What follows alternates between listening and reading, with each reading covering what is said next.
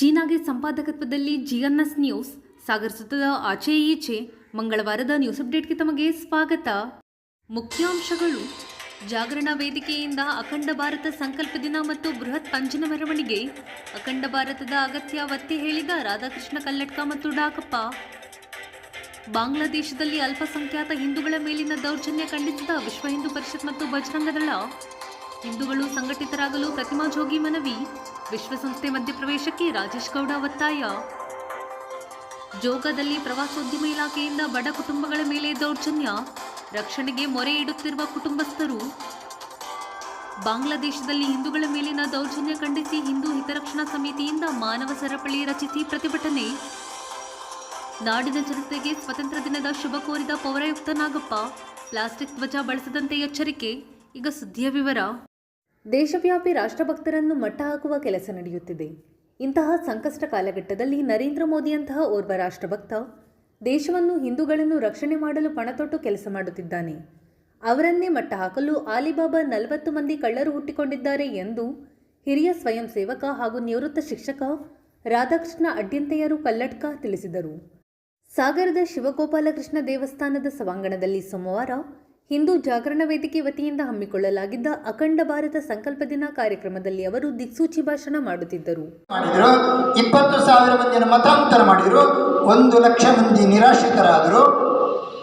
3 ಕೋಟಿ ಆಗಿನ 1919ರಿಂದ 22 ಮಂದಿ ಮಧ್ಯೆ 3 ಕೋಟಿ ರೂಪಾಯಿ ಆಸ್ತಿಪಾಸ್ತಿಯನ್ನು ಲೂಟಿ ಮಾಡಿ ನಷ್ಟ ಮಾಡಿ ಮೋಪ್ಲಾದಂಗೆ ನಡೆಯಿತು.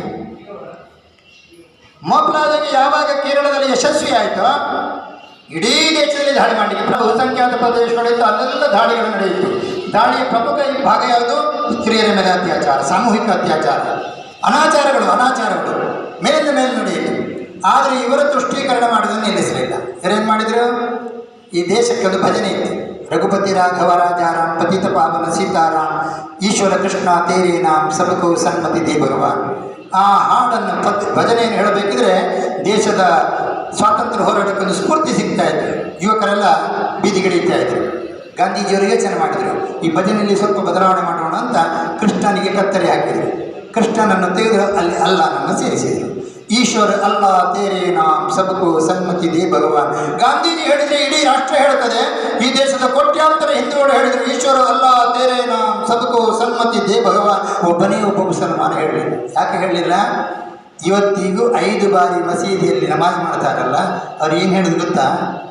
ಅಲ್ಲನೊಬ್ಬನೇ ದೇವರು, ಬೇರೆ ದೇವರಿಲ್ಲ ಅಂತ. ನಮಗೆ ಗೊತ್ತಿಲ್ಲ, ಪಾಪ ಏನೋ ನಮಾಜ್ ಮಾಡ್ತಾ ಇದ್ದಾರೆ, ಪ್ರಾರ್ಥನೆ ಮಾಡ್ತಾ ಇದ್ದಾರೆ ಅಂತ ನಾವು ಭಾರಿ ಶ್ರದ್ಧೆಯಿಂದ ಕಿವುಡರಾಗಿ ಕೂತಿದ್ದೀವಿ. ಅಲ್ಲನೊಬ್ಬನೇ ದೇವರು, ಬೇರೆ ದೇವರಿಲ್ಲ ಅಂತ ದಿನಕ್ಕೆ 5 ಬಾರಿ ಮಸೀದಿಯಲ್ಲಿ ಹೇಳ್ತಾರೆ. ಅವರು ಈಶ್ವರ ಅಲ್ಲ ತೇರೇ ನಾಮ್ ಅಂತ ಹೇಳಿಕ್ಕಿದೆಯಾ? ಹಾಗೆ ವಿಭಜನೆ ಆಯಿತು, ಭಾಷೆಯ ವಿಭಜನೆ ಆಯಿತು, ಧ್ವಜದ ವಿಭಜನೆ ಆಯಿತು, ಒಂದರ ನಂತರ ಒಂದೇ ಮಾತೃಪಿನ ವಿಭಜನೆ ಆಯಿತು, ಆಮೇಲೆ ದೇಶದ ವಿಭಜನೆ ಆಯಿತು. ಏಕಾಏಕಿ ಭಾರತ ತುಂಡಾಗಲಿಲ್ಲ. ಇವತ್ತಿನಿಂದ ನಾಳೆಗೆ ಭೂಕಂಪ ಆಗಿ ಜ್ವಾಲಾಮುಖಿ ಎಂದು ದೇಶ ತುಂಡಾಗಲಿಲ್ಲ. ಅಂದಿನ ರಾಷ್ಟ್ರ ನಾಯಕರು ಅಂತ ಕರೆಸಿಕೊಂಡವರ ಗಾಂಧಿ, ನೆಹರು, ಪಟಾಲವಿದೆ ಅಲ್ಲ, ಅವರು ಮಾಡಿದ ದೂರದೃಷ್ಟಿಯ ಕೊರತೆ, ಅವರ ಸ್ವಾರ್ಥ, ಅವರ ಸ್ವಜನ ಪಕ್ಷಪಾತ, ಅವರ ಅನಾಚಾರವನ್ನು ಆಚಾರ ಅಂತ ಸ್ವೀಕಾರ ಮಾಡಿದ ದುಷ್ಫಲವಾಗಿ ದೇಶದ ವಿಭಜನೆಯಾಯಿತು. 1947 ಆಗಸ್ಟ್ 14 ಮಧ್ಯರಾತ್ರಿ. ನಾಳಿದ್ದು ಭಾಷಣ ಮಾಡ್ತಾರಲ್ಲ 15ನೇ ತಾರೀಕು. ಏನು ಭಾಷಣ ಮಾಡ್ತಾರೆ? ಅಹಿಂಸೆಯಿಂದ ಸ್ವಾತಂತ್ರ್ಯ. ಗಾಂಧೀಜಿಯವರು ಉಪ್ಪಿನ ಸತ್ಯಾಗ್ರಹ ಮಾಡಿದರು. ಸ್ವಾಮಿ, ಸ್ವಾತಂತ್ರ್ಯ ಹೋರಾಟ ಮಾಡಿದಾಗ ಉಳಿದವರಿಗೆಲ್ಲ ನರಕ ಯಾತನೆಯ ಜೈಲು ಶಿಕ್ಷೆ. ಅಂಡಮಾನ್ ನಿಕೋಬಾರ್ನಲ್ಲಿ ಕರಿನೀರಿನ ಶಿಕ್ಷೆ. ಸಾವರ್ಕರ್ ಸಹೋದರರು 3 ಕೂಡ ಕರಿನೀರಿನ ಶಿಕ್ಷೆ ಅಂಡಮಾನ್ ನಿಕೋಬಾರ್ನ ಆ ಜೈಲಿನಲ್ಲಿ, ನರಕ ಸದೃಶ ಜೈಲಿನಲ್ಲಿ. ಗಾಂಧಿ, ನೆಹರು ಎಲ್ಲಿದ್ದದು? ಪ್ರಿನ್ಸ್ ಆಗಾ ಖಾನ್ನ ಅರಮನೆ ಅವರಿಗೆ ಸೆರೆಮನೆ. ಇವತ್ತು ಕೆಲವು ನಾಯಕರಿಗೆ ಜೈಲಿನಲ್ಲಿ ಮೃಷ್ಟಾನ್ನ ಭೋಜನ ಸಿಗ್ತದೆ ಅಲ್ಲ, ಹಾಗೆ ಲೋಕಮಾನ್ಯ ತಿಲಕರು ಇರ್ಬೋದು, ಗೋಖಲೆಯರು ಇರ್ಬೋದು, ಅವರೆಲ್ಲ ರಂಗೂನು ಮತ್ತೊಂದು ಇನ್ನೊಂದು ಕಡೆ ಜೈಲಿನಲ್ಲಿ ನರಕ ಯಾತನೆ ಅನುಭವಿಸಿದವರು. ಮತ್ತೆ ಅದೇ ಮತಾಂಧತೆ ಪರಿಣಾಮವಾಗಿ ದೇಶದ ಉದ್ದಗಲದಲ್ಲಿ ಅನಾಚಾರಗಳ ಮೇಲೆ ಅನಾಚಾರಗಳನ್ನು ಮಾಡುವ ವ್ಯವಸ್ಥಿತವಾದ ಪಿತೂರಿ ನಡೀತಾ ಇದೆ. ಒಬ್ಬ ರಾಷ್ಟ್ರಭಕ್ತ ಅಲ್ಲಿ ಕೂತಿದ್ದಾನೆ. ಒಬ್ಬ ರಾಷ್ಟ್ರಭಕ್ತ ರಾಷ್ಟ್ರವನ್ನು ರಕ್ಷಣೆ ಮಾಡ್ತೇನೆ, ರಾಷ್ಟ್ರವನ್ನು ಜಗತ್ತಿನಲ್ಲಿ ಅತ್ಯುನ್ನತ ಸ್ಥಾನಕ್ಕೆ ಏರಿಸ್ತೇನೆ ಎನ್ನುವ ಸಂಕಲ್ಪ ತೊಟ್ಟಿದ್ದಾನೆ. ಆ ಮಹಾತ್ಮನನ್ನೇ ಮಟ್ಟ ಹಾಕತಕ್ಕಂಥ ಅಲಿಬಾಬಾ ಮತ್ತು 40 ಕಳ್ಳರು ಒಟ್ಟಾಗಿದ್ದಾರೆ. ಜಾಗೃತರಾಗಿರಬೇಕು ನಾವು. ಅಲಿಬಾಬಾ ಮತ್ತು 40 ಕಳ್ಳರು ಒಟ್ಟಾಗಿ ಈ ರಾಷ್ಟ್ರದ ಅಂತಃಸತ್ವವನ್ನು ಧ್ವಂಸ ಮಾಡತಕ್ಕಂಥ, ಈ ರಾಷ್ಟ್ರವನ್ನು ಮತ್ತೆ ಛಿದ್ರ ಮಾಡತಕ್ಕಂಥ ಯೋಜನೆ ಹಾಕಿಕೊಡ್ತಾರೆ. ಜಾತಿ ಗಣತಿಗೆ ಪ್ರಾರಂಭ ಮಾಡಿದ್ದಾರೆ. ಸ್ವಾತಂತ್ರ್ಯ ಸಿಕ್ಕುವಂತಹ ಸಂದರ್ಭದಲ್ಲಿ ಕಮ್ಯುನಿಸ್ಟರಿಗೆ ಕೆಲಸ ಮಾಡಿದರು. ಒಂದೊಂದು ಜಾತಿಗೂ ಪ್ರತ್ಯೇಕ ದೇಶವಾಗುವ ಹಕ್ಕು ಇದೆ ಅಂತ ವಾದ ಮಾಡಿದರು ಕಮ್ಯುನಿಸ್ಟರು. ಇವತ್ತು ಅದನ್ನು ಕಾಂಗ್ರೆಸ್ ಮಾಡ್ತಾ ಇದೆ, ಅವರ ಪಟಾಲನ್ ಮಾಡ್ತಾ ಇದೆ.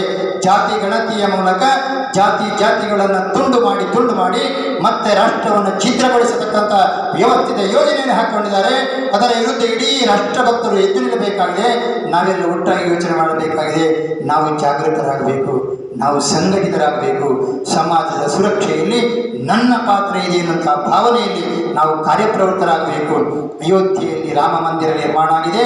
500 ವರ್ಷಗಳ ಹೋರಾಟ, 3.25 ಲಕ್ಷ ಮಂದಿಯ ಬಲಿದಾನದ ಮೂಲಕ ಅಲ್ಲಿ ಮಂದಿರ ನಿರ್ಮಾಣ ಆಗಿದೆ. ಕಾಶ್ಮೀರದ 370ನೇ ವಿಧಿ ರದ್ದಾಗಿ ಕಾಶ್ಮೀರ ಭಾರತದೊಂದಿಗೆ ಜೋಡಿಕೊಂಡಿದೆ. ರಾಷ್ಟ್ರ ಮತ್ತೆ ರಾಷ್ಟ್ರವಾಗಿ, ಜಗಜ್ಜನನಿ ಭಾರತವಾಗಿ, ಜಗದ್ಗುರು ಭಾರತವಾಗಿ, ಜಗತ್ತಿನ ಧರ್ಮ ಸಾಮ್ರಾಜ್ಯ ಭಾರತವಾಗಿ, ಜಗತ್ತಿನ ದೇವಭೂಮಿ ಭಾರತವಾಗಿ, ಜಗತ್ತಿನ ಕರ್ಮಭೂಮಿ, ಮೋಕ್ಷಭೂಮಿ, ತಪೋಭೂಮಿ, ವೀರಭೂಮಿ ಭಾರತವಾಗಿ ಭಾರತ ಮತ್ತೆ ಎದ್ದು ನಿಲ್ಲಬೇಕು, ಅಖಂಡವಾಗಬೇಕು. ಕಳೆದು ಹೋದ ಭಾಗಗಳೆಲ್ಲವನ್ನ ಮತ್ತೆ ಒಟ್ಟುಗೂಡಿಸಿಕೊಂಡು ಪರಮ ಪವಿತ್ರವಾಗಿರತಕ್ಕಂಥ ಭಾರತ ನಿರ್ಮಾಣ ಆಗಬೇಕಿದ್ರೆ ನಾವು ಸಂಕಲ್ಪ ಮಾಡಬೇಕು. ನೆನಪಿಟ್ಟುಕೊಳ್ಳಿ, 7 ವರ್ಷಗಳ ಕಾಲ ಉತ್ತರ ವಿಯೆಟ್ನಾಂ, ದಕ್ಷಿಣ ವಿಯೆಟ್ನಾಂ ಯುದ್ಧ ಮಾಡಿದೆ. 7 ವರ್ಷ ಯುದ್ಧ ಮಾಡಿದ್ದಾರೆ. 7 ವರ್ಷಗಳ 2 ವಿಯೆಟ್ನಾಂ. ನಿವೃತ್ತ ಯೋಧ ಡಾಕಪ್ಪ ಅಧ್ಯಕ್ಷತೆ ವಹಿಸಿ ಮಾತನಾಡಿ, ಅಂತ ಹೇಳಿದ್ರೆ ನಮಗೆ ಸ್ವತಂತ್ರ ಬರಕ್ಕಿಂತ ಮುಂಚೆ ವೀರ ಯೋಧರಾಗಲಿ, ಕ್ರಾಂತಿವೀರರಾಗಲಿ, ಅದು ಯಾಕೋಸ್ಕರ ನಮಗೆ ಬಲಿದಾನ ನೀಡಿದ್ದಾರೆ ಅದ್ರ ಬಗ್ಗೆ ನಾವು ಫಸ್ಟ್ ತಿಳ್ಕೊಳ್ಬೇಕು. ಇದರಿಂದ ನಮಗೆ ಸ್ವತಂತ್ರ ಬಂದಿದೆ ಅಂತ ಹೇಳ್ಬಿಟ್ಟು ತಿಳ್ಕೊಳ್ಬೇಕು. ಯಾಕಂತ ಹೇಳಿದ್ರೆ ಈ ಸ್ವತಂತ್ರ ಬರೋಕ್ಕಿಂತ ಮುಂಚೆ ಎಷ್ಟು ಬಲಿದಾನ ಆಗಿದೆ, ಎಷ್ಟು ಅತ್ಯಾಚಾರ ಆಗಿದೆ, ಮಕ್ಕಳ ಪ್ರಾಣ ಹಿಂಸೆ ಆಗಿದೆ, ಇದ್ರ ಬಗ್ಗೆ ನಾವು ತಿಳ್ಕೊಳ್ಬೇಕು. 78 ವರ್ಷ, ಸ್ವತಂತ್ರ ಬಂದ 78 ವರ್ಷ ಆಗಿದೆ. 78 ವರ್ಷ ಹಿಂದೆ ಎಷ್ಟು ಸಾವಿರ ಜನ ನಮಗೆ ನಮ್ಮ ಭಾರತ ಸ್ವತಂತ್ರ ಬರೋಕ್ಕೆ ಬಲಿದಾನ ನೀಡಿದ್ದಾರೆ, ಅದ್ರ ಬಗ್ಗೆ ನಾವು ತಿಳ್ಕೊಳ್ಬೇಕು. ಆದ್ಮೇಲೆ ನಾವು ಪ್ರಾಥಮಿಕವಾಗಿ ನಮ್ಮ ಹಿಂದುತ್ವ ಬರುತ್ತೆ. ಯಾಕಂದ್ರೆ ಈ ಹಿಂದುತ್ವ ಫಸ್ಟ್ ಏನಾಗಿದೆ ಅಂತ ಹೇಳಿದ್ರೆ ಎಲ್ಲರೂ ಸೇರ್ಬಿಟ್ಟು, ಜಾತಿ ಮತ ಬೇರೆ ಇದ್ದಿಲ್ಲ, ಎಲ್ಲರೂ ಸೇರ್ಬಿಟ್ಟು ಒಂದು ಕೂಡಿ ಸ್ವತಂತ್ರ ಬರೋಕ್ಕೋಸ್ಕರ ಒದ್ದಾಡಿದ್ರು. ಇವಾಗ ಏನಾಗ್ಬಿಟ್ಟಿದೆ, ಈಗ ಕ್ಯಾಸ್ಟ್ ವೈಸು ಮತ್ತೆ ಹಿಂದುತ್ವ, ಮುಸ್ಲಿಮು, ಕ್ರಿಶ್ಚಿಯನ್ ಹೀಗಂತ ಡಿವೈಡ್ ಮಾಡಿಬಿಟ್ಟು ಬೇರೆ ಬೇರೆ ದೃಷ್ಟಿಯಿಂದ ಕೋಣದಿಂದ ನೋಡ್ತಿದ್ದಾರೆ. ಇದು ದೇಶವನ್ನು ಒಗ್ಗೂಡಿಸುವಂತ ಕಾರ್ಯವನ್ನು ಈ ಸಂದರ್ಭದಲ್ಲಿ ನಾವು ಮಾಡಬೇಕಾಗಿದೆ. ಇದನ್ನ ನಮ್ಮ ಪ್ರಾಥಮಿಕವಾಗಿ ಮಕ್ಕಳಲ್ಲಿ, ಶಾಲೆಗಳಲ್ಲಿ, ನಮ್ಮ ತಂದೆ ತಾಯಿಗಳಾಗಲಿ ಮತ್ತೆ ದೊಡ್ಡವರಿಂದ ಕೇಳಿ ಪ್ರೇರೇಪಿತರ ಆಗಿಬಿಟ್ಟು ಮುಂದಿನ ಬರ್ತಕ್ಕಂಥ ಮಕ್ಕಳಲ್ಲಿ ಈ ಭಾವನೆಗಳು ಬೆಳೆಸಬೇಕು. ಉದಾಹರಣೆಗೆ ಅಂತ ಹೇಳಿದ್ರೆ, ನಾವು ಇರತಕ್ಕಂಥ ಇದರಲ್ಲಿ 370 ಆರ್ಟಿಕಲ್ ಇವತ್ತು ಜಸ್ಟ್ ಬಂದಿರೋದು. ನಾನು ಇವಾಗ 2000ನೇ ಇಸ್ವಿಲಿ, ನಾನು 2001ನೇ ಇಸ್ವಿಲಿ ನಾನು ಅಪಾಯಿಂಟ್ ಆಗಿರೋದು. ಅವಾಗ ಹೇಗಿತ್ತು ಅಂತ ಹೇಳಿದ್ರೆ, ಉದಾಹರಣೆಗೆ ಜಮ್ಮು ಕಾಶ್ಮೀರ, ಒಬ್ಬ ಹಿಂದೂ ಹೋಗ್ಬೇಕಂತ ಹೇಳಿದ್ರೆ ಅವನ ಹಿಂದೂ ಅಂತ ಹೇಳ್ಕೊಂಡು ಹೋಗಕ್ಕೆ ಭಯ ಆಗ್ತಿತ್ತು. ಯಾಕಂತ ಹೇಳಿದ್ರೆ ಹಿಂದೂ ಅಂತ ಹೇಳಿಬಿಟ್ರೆ ವಿತಿನ್ 2-3 ಮಿನಿಟ್ ಒಳಗೆ ಹಿಂದುತ್ವನೇ ಅವನು ಕಳ್ಸಾಕ್ಬಿಡ್ತಿದ್ದಾರೆ. ಯಾಕಂದ್ರೆ 70 ಆರ್ಟಿಕಲ್ ಅವಾಗ ಆಕ್ಟಿವ್ ಆಗಿರ್ತಿಲ್ಲ. ಯಾಕಂತ ಹೇಳಿದ್ರೆ ಒಂದು ಏರಿಯಾಕ್ಕೆ ಹೋಗಿ ನಾವು ಒಬ್ಬನ್ನ ಕೇಳಬೇಕು ಅಂತ ಹೇಳಿದ್ರೆ ಅಥವಾ ಏನೋ ಸರ್ಚಿಂಗ್ ಮಾಡ್ಬೇಕಂತ ಹೇಳಿದ್ರೆ ಫಸ್ಟ್ ಹೋಗಿ ಅಲ್ಲಿನ ಒಂದು ಗ್ರಾಮ ಪಂಚಾಯತ್ ಅಧ್ಯಕ್ಷರು ಅಂತ ಇರ್ತಾರೆ, ಅವರು ಹೋಗಿ ಕೇಳಬೇಕಾಗುತ್ತೆ. ಸರ್, ಈ ಜಾಗದಲ್ಲಿ ನಮ್ದು ಒಂದು ಸರ್ಚಿಂಗ್ ಮಾಡಬೇಕು, ಈ ಜಾಗದಲ್ಲಿ ಒಂದು ಪ್ರಾಬ್ಲಮ್ಸ್ ಇದೆ ಮಾಡ್ಬೇಕಂತ ಹೇಳಿದ್ರೆ. ವೇದಿಕೆಯಲ್ಲಿ ರಾಘವೇಂದ್ರ ಕಾಮತ್, ನಂದೀಶ್, ಡಿಎಸ್ ಸುಧೀಂದ್ರ, ಕೋಮಲ್ ರಾಘವೇಂದ್ರ ಇನ್ನಿತರರು ಉಪಸ್ಥಿತರಿದ್ದರು. ಐವಿ ಹೆಗಡೆ ಸ್ವಾಗತಿಸಿದರು. ಪವನ್ ಕಾರ್ಯಕ್ರಮ ನಿರ್ವಹಿಸಿದರು. ನಂತರ ಅಖಂಡ ಭಾರತ ಸಂಕಲ್ಪ ದಿನದ ಅಂಗವಾಗಿ ನಗರದ ಪ್ರಮುಖ ಬೀದಿಗಳಲ್ಲಿ ಪಂಜಿನ ಮೆರವಣಿಗೆ ನಡೆಯಿತು.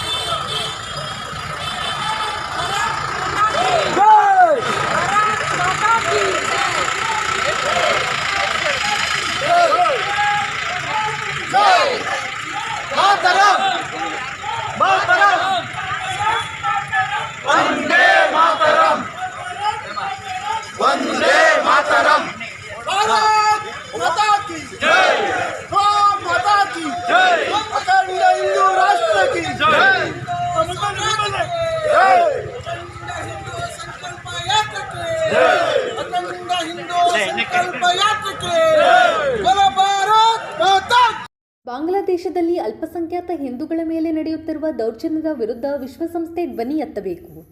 ಹಿಂದೂ ಬಾಂಧವರನ್ನು ರಕ್ಷಣೆ ಮಾಡಲು ಸಮರೋಪಾದಿಯ ಕಾರ್ಯಚಟುವಟಿಕೆ ಕೈಗೊಳ್ಳಬೇಕು ಎಂದು ವಿಶ್ವ ಹಿಂದೂ ಪರಿಷತ್ ಜಿಲ್ಲಾಧ್ಯಕ್ಷೆ ಪ್ರತಿಮಾ ಜೋಗಿ ಒತ್ತಾಯಿಸಿದ್ದಾರೆ. ಮಂಗಳವಾರ ಸುದ್ದಿಗೋಷ್ಠಿಯಲ್ಲಿ ಮಾತನಾಡಿದ ಅವರು, ನಮಸ್ತೆ ಎಲ್ಲರಿಗೂ. ಇವತ್ತು ಪತ್ರಿಕಾಗೋಷ್ಠಿಯನ್ನು ಕರೆದಿದ್ದೀವಿ. ಬಾಂಗ್ಲಾದೇಶದಲ್ಲಿ ನಡೀತಾ ಇರೋ ಹಿಂದೂಗಳ ಮೇಲೆ ದೌರ್ಜನ್ಯನ ಒಂದು ಖಂಡಿಸಿ ನಾವು ಪತ್ರಿಕಾಗೋಷ್ಠಿ ಕರೆದಿರ್ತಕ್ಕಂಥದ್ದು. ವಿಶ್ವ ಹಿಂದೂ ಪರಿಷತ್ತಿಂದ ಇಡೀ ಕರ್ನಾಟಕದಲ್ಲಿ ಪತ್ರಿಕಾಗೋಷ್ಠಿ ಆಗ್ತಾ ಇದೆ, ಹಾಗೆ ಮನವಿಗಳನ್ನು ಕೊಡ್ತಾ ಇದ್ದಾರೆ. ನಿನ್ನೆ ಹಿಂದೂ ಜನಜಾಗೃತಿ ಸಮಿತಿಯಿಂದ ನಾವು ಪ್ರತಿಭಟನೆ ಕೂಡ ಮಾಡಿದೀವಿ. ಎಲ್ಲಾ ಪರಿವಾರ ಸಂಘಟನೆಗಳು ಸೇರಿ ನಿನ್ನೆ ಪ್ರತಿಭಟನೆ ಮಾಡಿದೀವಿ. ಪ್ರತಿ ಸರಿ ನಾವು ಕೇಳೋದು ಬರೀ ಪರಿವಾರ ಸಂಘಟನೆಗಳು ಪ್ರತಿಭಟನೆ ಮಾಡುವಂತ ಒಂದು ವಿಷಯನ ಇದು. ಅಂದ್ರೆ ದೇಶದ ವಿಷಯದಲ್ಲೂ ಕೂಡ ನೀವು ಹಿಂದುತ್ವನ ನಿಮ್ಗೆ ಅರ್ಥ ಆಗಲ್ವಾ? ನಾನು ಜನರಿಗೆ ಕೇಳ್ತಾ ಇದ್ದೀನಿ, ದೇಶದ ವಿಷಯ ಬಂದಾಗ್ಲೂ ಕೂಡ ನೀವು ಪಕ್ಷಗಳನ್ನ ನೋಡ್ತೀರಾ, ನೀವು ನಿಮ್ಮ ಜಾತಿಗಳನ್ನ ನೋಡ್ತೀರಾ ಅಂತ ಆದ್ರೆ ನಾವು ಯಾವ ಸಮಾಜದಲ್ಲಿ ಬದುಕ್ತಾ ಇದ್ದೀವಿ ಅನ್ನೋದು ಅರ್ಥ ಆಗ್ತಾ ಇಲ್ಲ. ಮುಂದಿನ ದಿನಗಳಲ್ಲಿ ನಮ್ಮ ಮನೆಗಳಲ್ಲಿ ನಮ್ಮ ಮಕ್ಕಳೇ, ನಮ್ಮ ಮುಂದಿನ ಪೀಳಿಗೆ ಮಕ್ಕಳು ಜೀತದಾಳುಗಳ ಆಗುವಂತ ಪರಿಸ್ಥಿತಿಗಳು ದೂರ ಇಲ್ಲ. ಯಾಕಂದ್ರೆ ಬಾಂಗ್ಲಾದೇಶ ನಮ್ಮದೇ ದೇಶ, ನಮ್ಮದೇ ಒಂದು ಭಾಗ ಆಗಿರ್ತಕ್ಕಂಥದ್ದು. 1947 ನಂತರ ಅದು ಬೇರೆ ಆಗಿರ್ತಕ್ಕಂಥ ದೇಶ. ಅಲ್ಲಿ ಹಿಂದೂಗಳು ಅಲ್ಪಸಂಖ್ಯಾತರು, ಅಲ್ಲಿ 1 ಕೋಟಿಗಿಂತಲೂ ಜಾಸ್ತಿ ಹಿಂದೂಗಳಿದ್ರು. ಈಗ 32% ಹಿಂದೂಗಳು ಇದ್ದಂತ ದೇಶದಲ್ಲಿ ಈಗ ಬರೀ 8% ಬಂದು ನಿಂತಿದೆ. ಅದು ಮುಂದಿನ ದಿನಗಳಲ್ಲಿ ಕರ್ನಾಟಕಕ್ಕೆ ಅದೇನು ಹೊರತಲ್ಲ, ಭಾರತಕ್ಕೆ ಹೊರತಲ್ಲ. ಭಾರತದಲ್ಲಿರೋ ಹಿಂದೂಗಳನ್ನ ಎಚ್ಚೆತ್ತುಕೊಳ್ಳಿ ಅಂತ ನಾನು ಪದೇ ಹೇಳ್ತೀನಿ. ಮತ್ತೆ ನಾನು ನೇರವಾಗಿ ಒಂದು ಪ್ರಶ್ನೆ ಕೇಳ್ತೀನಿ. ಜಾತ್ಯತೀತತೆ ಅಂತ ಹೇಳ್ತಾರಲ್ಲ, ಮಾತಿದ್ರೆ ನಮ್ಮನ್ನ ವಿಶ್ವ ಹಿಂದೂ ಪರಿಷತ್ತು, RSS ಕೋಮುವಾದಿಗಳು ಅಂತ ಬಿಂಬಿಸ್ತಾರಲ್ಲ, ದೇಶದ ವಿಚಾರದಲ್ಲೂ ಕೂಡ ನಿಮಗೆ ಸ್ವಲ್ಪ ಯೋಚನೆ ಮಾಡುವಂತ ಶಕ್ತಿಗಳಿಲ್ವಾ? ಹಾಗಾದ್ರೆ ಪರಿವಾರ ಸಂಘಟನೆಗಳು ಮಾತ್ರ ಇದನ್ನ ಖಂಡಿಸ್ಬೇಕಾ? ನೀವೆಲ್ಲ ಖಂಡಿಸೋದಿಲ್ಲ ಯಾಕೆ? ಒಂದು, ಭಾರತದಲ್ಲಿ ಅಲ್ಪಸಂಖ್ಯಾತರಾಗಿರ್ಬೋದು, ಅನ್ಯ ಧರ್ಮಿಗಳಿದ್ದಾರೆ, ಬೇಕಾದಷ್ಟು ಅವರ ಧರ್ಮ ಗ್ರಂಥಗಳನ್ನ, ಅವರ ಆಚರಣೆಗಳನ್ನ, ಅವರ ಒಂದು ಪ್ರಾರ್ಥನಾ ಮಂದಿರಗಳನ್ನ ಅವ್ರು ಹೆಂಗ್ ಬೇಕು ಅವ್ರ ರಾಜಾರೋಷವಾಗಿ ಅವರು ಆಚರಣೆಗಳನ್ನ ಮಾಡ್ತಾರೆ, ಹಬ್ಬ ಹರಿದಿಗಳನ್ನ ಆಚರಿಸ್ತಾರೆ, ಅವ್ರ ಪ್ರಾರ್ಥನೆಗಳನ್ನ ಮಾಡ್ತಾರೆ, ಯಾವುದಕ್ಕೂ ಏನು ಸಮಸ್ಯೆ ಇಲ್ಲ. ಅದೇ ರೀತಿ ಬಾಂಗ್ಲಾದೇಶದಲ್ಲಿರೋ ಹಿಂದೂಗಳಿಗೆ ಅವಕಾಶ ಇಲ್ವಾ? ಒಂದು ಮಾನವೀಯ ದೃಷ್ಟಿಯಲ್ಲಿ ನೋಡ್ಬೇಕಂದ್ರೆ ಒಂದು ಹೆಣ್ಮಗಳನ್ನ ಅಷ್ಟೊಂದು ಬರ್ಬರವಾಗಿ ಒಂದು ರೇಪ್ ಮಾಡಿದ್ದಾರೆ, ನಮ್ಮ ಪ್ರಾರ್ಥನಾ ಮಂದಿರಗಳ ಮೇಲೆ ಧ್ವಂಸ ಮಾಡಿದ್ದಾರೆ, ಮನೆಗಳಿಂದ. ಮೊನ್ನೆ ಒಂದು ವಿಡಿಯೋ ನೋಡ್ಬೇಕಾದ್ರೆ ಹೇಳ್ತಾಳೆ ಒಂದು ಹೆಣ್ಮಗಳು, ನಾನು ಒಟ್ಟಿಗೆ ಆಡಿ ಬೆಳೆದವರು, ಒಟ್ಟಿಗೆ ಒಂದೊಂದು ಫಸ್ಟ್ 1ನೇ ಕ್ಲಾಸಿಂದ ಒಟ್ಟಿಗೆ ಓದಿರ್ತಕ್ಕಂಥ ಹೆಣ್ಮಗಳು, ಮುಸ್ಲಿಂ ಹೆಣ್ಮಗಳು ಹಾಗೆ ಹಿಂದೂ ಹೆಣ್ಮಗಳು. ಇವತ್ತು ಈ ರೀತಿ ಗಲಭೆ ಶುರು ಆದ್ಮೇಲೆ ಆ ಮುಸ್ಲಿಂ ಹಿಂದೂ ಸ್ನೇಹಿತನ ಮನೆಯಿಂದ ಹೊರಗಡೆ ಹೇಳ್ಕೊಂಡ್ಬಂದು ಅವಳ ಮೇಲೆ ದೌರ್ಜನ್ಯ ಮಾಡಿದ್ದಾರೆ. ಇಷ್ಟು ವರ್ಷಗಳ ಕಾಲ ನನ್ನ ಜೊತೆಲಿ ಇದ್ದಾಗ, ಒಂದೇ ಸಂಬಂಧಿಕರು ಅಕ್ಕ ತಂಗಿದರ ಬೆಳೆದಂತ ಒಂದು ಇದ್ದಾಗ, ಧರ್ಮದ ವಿಚಾರಗಳು ಬಂದಾಗ ಅವರು ಎಷ್ಟು ಯಾವ ನಿಟ್ಟಿನಲ್ಲಿ ಅವರ ಹೋರಾಟ ಇರುತ್ತೆ ಅನ್ನೋದನ್ನ ಹಿಂದೂಗಳು ಯೋಚನೆ ಮಾಡ್ಬೇಕು. ನನ್ನ ಮನೆಯಲ್ಲಿ ನನಗೂ ಕೂಡ ಒಂದು ಜಾತಿ ಇದೆ, ನನ್ನ ಜಾತಿ ಚೌಕಟ್ಟಿದೆ, ಅದು ನನ್ನ ಮನೆಗಳಲ್ಲಿ ಮಾತ್ರ, ನನ್ನ ಮನೆ ಚೌಕಟ್ಟಲ್ಲಿ ಮಾತ್ರ ಇರ್ಬೇಕು. ನಾನು ಸಮಾಜದ ಮಧ್ಯದಲ್ಲಿ ಇದ್ದಾಗ ಒಬ್ಬ ಹಿಂದೂ ಆಗಿ ಮಾತ್ರ ಯೋಚನೆ ಮಾಡ್ಬೇಕು. ನಾವು ಯಾವುದೇ ರಾಜಕೀಯ ಪಕ್ಷದಲ್ಲಿ ಇರ್ಲಿ, ನಾವು ಯಾವುದೇ ಜಾತಿಯರಾಗಿರ್ಲಿ, ಸಮಾಜದ ಮಧ್ಯದಲ್ಲಿ ಬಂದಾಗ ಹಿಂದೂ ಅಂತ ಹೇಳಿ ಧರ್ಮದ ಪರವಾಗಿ ಒಬ್ಬ ಹಿಂದೂ ಯಾವತ್ತೂ ನಿಲ್ಲೋದಿಲ್ವೋ ಅಲ್ಲಿವರೆಗೂ ಈ ರೀತಿ ಆಗ್ತಾನೆ ಇರುತ್ತೆ. ನಾನು ಬಾಂಗ್ಲಾದೇಶದ ಹಿಂದೂಗಳಿಗೆ ಧೈರ್ಯ ಗೆಡಬೇಡಿ ಅಂತ ನಾನು ಹೇಳ್ತೀನಿ. ಇದಕ್ಕೆ ವಿಶ್ವಸಂಸ್ಥೆ ಮಧ್ಯ ಬಂದು ಈ ವಿಷಯನ ತುಂಬಾ ಸ್ಟ್ರಾಂಗ್ ಆಗಿ ತಗೊಂಡು ಇದನ್ನ ಒಂದು ಪರಿಹಾರ ಕೊಡ್ಬೇಕು. ಅಲ್ಲಿ ಏನು ಪ್ರಾರ್ಥನಾ ಮಂದಿರಗಳನ್ನ ಹಾಳು ಮಾಡಿದಾರೆ, ನಮ್ಮ ಹಿಂದೂಗಳದ್ದು ಮನೆಗಳನ್ನ ಧ್ವಂಸ ಮಾಡಿದ್ದಾರೆ, ಅದೆಲ್ಲದನ್ನು ಆದಷ್ಟು ಬೇಗ ಸರ್ಕಾರ ಕಟ್ಕೊಡ್ಬೇಕು ಅಂತ ಹೇಳಿ ಈ ಮೂಲಕ ನಾನು ಕೇಳ್ಕೊತೀನಿ. ಬಜರಂಗ ದಳದ ವಿಭಾಗ ಪ್ರಮುಖ ರಾಜೇಶ್ ಗೌಡ ಮಾತನಾಡಿ, ಇಡೀ ದೇಶಾದ್ಯಂತ ವಿಶ್ವ ಹಿಂದೂ ಪರಿಷತ್ತಿನ ವತಿಯಿಂದ ಎಲ್ಲಾ ಜಿಲ್ಲಾ ಕೇಂದ್ರಗಳಲ್ಲಿ ಮತ್ತೆ ತಾಲೂಕು ಕೇಂದ್ರಗಳಲ್ಲಿ ಪತ್ರಿಕೆಗಳ ಮೂಲಕ, ಯಾಕೆಂದ್ರೆ ಪತ್ರಿಕೆಗಳೇ ಇಡೀ ಸಮಾಜಕ್ಕೆ ವಿಷಯವನ್ನು ತಲುಪಿಸುವಂತಹ ಒಂದು ಅಂಗ. ಇವರ ಮುಖೇನ ಪ್ರತಿಯೊಬ್ಬ ಹಿಂದೂಗೂ ಜಾಗೃತಿ ಮೂಡಿಸುವಂತ ಕೆಲಸವನ್ನ ಮಾಡ್ತಾ ಇದೆ. ಯಾಕೆಂತ ಅಂದ್ರೆ ಬಾಂಗ್ಲಾದೇಶದಲ್ಲಿ ಏನು ನಡೀತಾ ಇದೆ, ಈಗ ನಮ್ಮ ಅಧ್ಯಕ್ಷರು ಪ್ರತಿಯೊಂದು ವಿಷಯವನ್ನು ಹೇಳಿದ್ದಾರೆ. ಆದ್ರೆ ಬಾಂಗ್ಲಾದೇಶದಲ್ಲಿ ಏನ್ ನಡೀತಾ ಇದೆ ಅಂತೇಳಿ ಅಂತ ನಾವು ಒಂದಿಷ್ಟು ಟಿವಿ ಒಳಗಡೆ ನೋಡಿ ಸುಮ್ಮನೆ ಆಗ್ಬಿಡ್ತಾ ಇದೆ. ಒಂದಿಷ್ಟು ಪತ್ರಿಕೆ ಓದುವಂತವ್ರು ಓದಿ ಸುಮ್ಮನೆ ಆಗ್ಬಿಡ್ತಾ ಇದ್ದಾರೆ. ಯಾಕಂದ್ರೆ ಇಡೀ ವಿಶ್ವದಲ್ಲಿ, ಇಡೀ ಪ್ರಪಂಚದಲ್ಲಿ ಯಾವುದೇ ಒಬ್ಬ ಅಲ್ಪಸಂಖ್ಯಾತನಿಗೆ ಸಮಸ್ಯೆ ಆದ್ರೆ ಇಡೀ ವಿಶ್ವವೇ ತಿರುಗಿ ನೋಡುತ್ತೆ, ಇದ್ರ ವಿರುದ್ಧ ಪ್ರತಿಭಟನೆ ಮಾಡುತ್ತೆ. ಆದ್ರೆ ಹಿಂದೂಗಳ ವಿಷಯದಲ್ಲಿ ಯಾರೂ ಸಹ ಧ್ವನಿ ಎತ್ತುತ್ತಿರಲಿಲ್ಲ. ಈ ಹಿಂದೆ ವಿಶ್ವ ಹಿಂದೂ ಪರಿಷತ್ ಅಂತಾರಾಷ್ಟ್ರೀಯ ಸಂಘಟನೆ ಇಡೀ ವಿಶ್ವದಲ್ಲಿ ನಮ್ದು 36 ದೇಶಗಳಲ್ಲಿ ನಮ್ಮ ಸಂಘಟನೆ ವಿಶ್ವ ಹಿಂದೂ ಪರಿಷತ್ ಇದೆ. ಆ 36 ದೇಶಗಳಲ್ಲೂ ಸಹ ಅಲ್ಲಿರುವಂತಹ ಹಿಂದೂಗಳ ಮುಖೇನ ಅಲ್ಲಿರುವಂತಹ ಹಿಂದೂಗಳಿಗೆ ಇಡೀ ವಿಶ್ವಕ್ಕೆ ಸಂದೇಶ ಕೊಡ್ತಾ ಇದೆ. ಹಿಂದೂಗಳನ್ನ ಎಲ್ಲಾ ಭಾಗದಲ್ಲೂ ಸಹ ಆಕ್ರಮಣ ಆಗ್ತಾ ಇದೆ ಹಿಂದೂಗಳ ಮೇಲೆ ಅಂತ.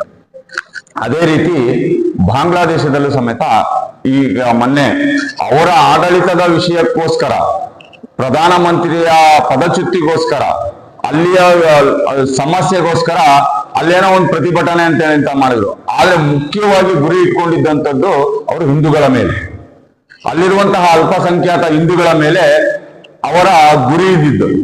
ಇದು ಏನು ಬಾಂಗ್ಲಾದೇಶಕ್ಕೆ ಸೀಮಿತವಾದದ್ದಲ್ಲ.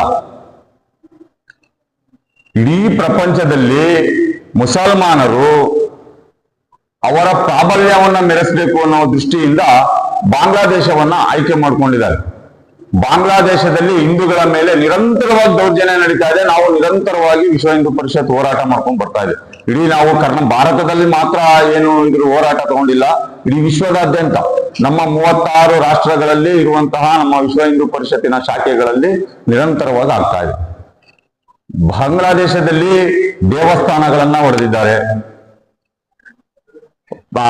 ನಮ್ಮ ಹಿಂದೂ ಹೆಣ್ಮಕ್ಕಳ ಮೇಲಿನ ಅತ್ಯಾಚಾರಗಳನ್ನ ಮಾಡಿದ್ದಾರೆ. ಸಣ್ಣ ಮಗುವನ್ನು ಬಿಡದೆ, ಅದು ವಿತ್ತು ಪ್ರೂಫ್ ಸಮೇತ ಎಲ್ಲಾ ಮಾಧ್ಯಮದಲ್ಲೂ ಬಂದಿದೆ, ಸೋಷಿಯಲ್ ಮೀಡಿಯಾದಲ್ಲಿ ಸಿಗ್ತಾ ಇದೆ. ಒಂದ್ ಮಗು, ನಾನೇ ನೋಡಿದ್ದೀನಿ, ಒಂದ್ ಮಗುವನ್ನ ತೊಟ್ಟಿಲಲ್ಲಿದ್ದ ಮಗುವನ್ನ ಕೆಳಗಡೆ ತಳ್ತಾರೆ, ಅದು ಹಿಂದೂ ಮಗು ಅಂತೇಳಿ ಅಂತ. ಎಲ್ಲಿಗೆ ಬಂದಿದೆ ಬಾಂಗ್ಲಾದೇಶದಲ್ಲಿ ಹಿಂದೂಗಳ ಪರಿಸ್ಥಿತಿ? ಅದೇ ರೀತಿ ಈಗ ಎಲ್ಲಾ ದೇಶದಲ್ಲೂ ಸಹ ಅಲ್ಪಸಂಖ್ಯಾತರಿದ್ದಾರೆ. ನಮ್ಮ ಭಾರತದಲ್ಲೂ ಸಮೇತ ಅಲ್ಪಸಂಖ್ಯಾತರಿದ್ದಾರೆ. ಆ ಅಲ್ಪಸಂಖ್ಯಾತರ ಮೇಲೆ ಇಲ್ಲಿವರೆಗೂ ಯಾವ ದೌರ್ಜನ್ಯವೂ ಆಗ್ಲಿಲ್ಲ. ಆದ್ರೆ ಹಿಂದೂಗಳ ಮೇಲೆ ದೌರ್ಜನ್ಯ ಆಗ್ತಾ ಇದೆ. ಬಾಂಗ್ಲಾದೇಶದಲ್ಲಿ ಮಸೀದಿ ರುದ್ರಭೂಮಿಗಳನ್ನು ಬಿಡದೆ, ಅಲ್ಲಿದ್ದಂತಹ ರುದ್ರಭೂಮಿಯಲ್ಲಿ ನಾವು ಸಂಸ್ಕಾರಯುತವಾಗಿ ಮಾಡಿದಂತಹ ಏನು ರುದ್ರಭೂಮಿಯ ಒಳಗೆ ಇತ್ತಂತ ಅದನ್ನು ಸಹ ಧ್ವಂಸ ಮಾಡಿದ್ದಾರೆ. ಅಂಗಡಿ ಮುಂಗಟ್ಟುಗಳನ್ನು ಧ್ವಂಸ ಮಾಡಿದ್ದಾರೆ. ವ್ಯಾಪಾರ ಕೇಂದ್ರಗಳಿಗೆ ಹೊಡೆದಿದ್ದಾರೆ. ಹಳ್ಳಿಗಳಲ್ಲಿ ಏನೂ ತಿಳಿದೇ ಇರುವಂತಹ, ಸಿಟಿ ಒಳಗಡೆ ಆದಂತಹ ಪ್ರತಿಭಟನೆಗೆ ಹಳ್ಳಿಯಲ್ಲಿದ್ದಂತಹ ಮುಸಲ್ಮಾನರನ್ನು ಬಿಟ್ಟು ಹಿಂದೂಗಳ ಮೇಲೆ ಬಹಳ ಕ್ರೂರವಾಗಿ ದೌರ್ಜನ್ಯ ಎಸಗಿದ್ದಾರೆ. ಇದನ್ನೆಲ್ಲದನ್ನು ಸಹ ವಿಶ್ವ ಹಿಂದೂ ಪರಿಷತ್ತು ನಿರಂತರವಾಗಿ ಖಂಡಿಸ್ಕೊಂಡ್ ಬಂದಿದೆ. ಇವತ್ತು ಖಂಡಿಸಿದೀವಿ. ನಾವು ಮೊನ್ನೆ ದಿನ ಈ ಏನ್ ಇನ್ಸಿಡೆಂಟ್ ಆಗಿ 2ನೇ ದಿನಕ್ಕೆ ನಮ್ಮ ರಾಷ್ಟ್ರೀಯ ಅಧ್ಯಕ್ಷರು, ಅಂತಾರಾಷ್ಟ್ರೀಯ ಅಧ್ಯಕ್ಷರು ಎಲ್ಲರೂ ಸಹ ಭಾರತ ಸರ್ಕಾರಕ್ಕೆ ಒಂದು ಆಗ್ರಹವನ್ನ ಮಾಡಿದ್ವಿ. ತಕ್ಷಣ ಈ ವಿಷಯವನ್ನ ವಿಶ್ವಸಂಸ್ಥೆಯಲ್ಲಿ ನೀವು ಮಾತಾಡಬೇಕು. ವಿಶ್ವಸಂಸ್ಥೆಯಲ್ಲಿ ಮಾತಾಡಿ ವಿಶ್ವಸಂಸ್ಥೆ ಬಾಂಗ್ಲಾದೇಶದ ವಿರುದ್ಧ, ಬಾಂಗ್ಲಾದೇಶದಲ್ಲಿ ಆಗ್ತಾ ಇರುವಂತಹ ವಿಷಯಗಳಿಗೆ ಮಧ್ಯಸ್ಥಿಕೆ ವಹಿಸಬೇಕು ಅಂತೇಳಿ ಅಂತ. ಆ ಮಧ್ಯಸ್ಥಿಕೆ ವಹಿಸಿ ಅಲ್ಲಿರುವಂತಹ ಅಲ್ಪಸಂಖ್ಯಾತ ಹಿಂದೂಗಳಿಗೆ ರಕ್ಷಣೆ ಕೊಡಬೇಕು ಅಂತೇಳಿ ಅಂತ ತಕ್ಷಣ ಇಲ್ಲಿಯ ಭಾರತ ಸರ್ಕಾರ ವಿಶ್ವಸಂಸ್ಥೆಯಲ್ಲಿ ಮಾತಾಡಿ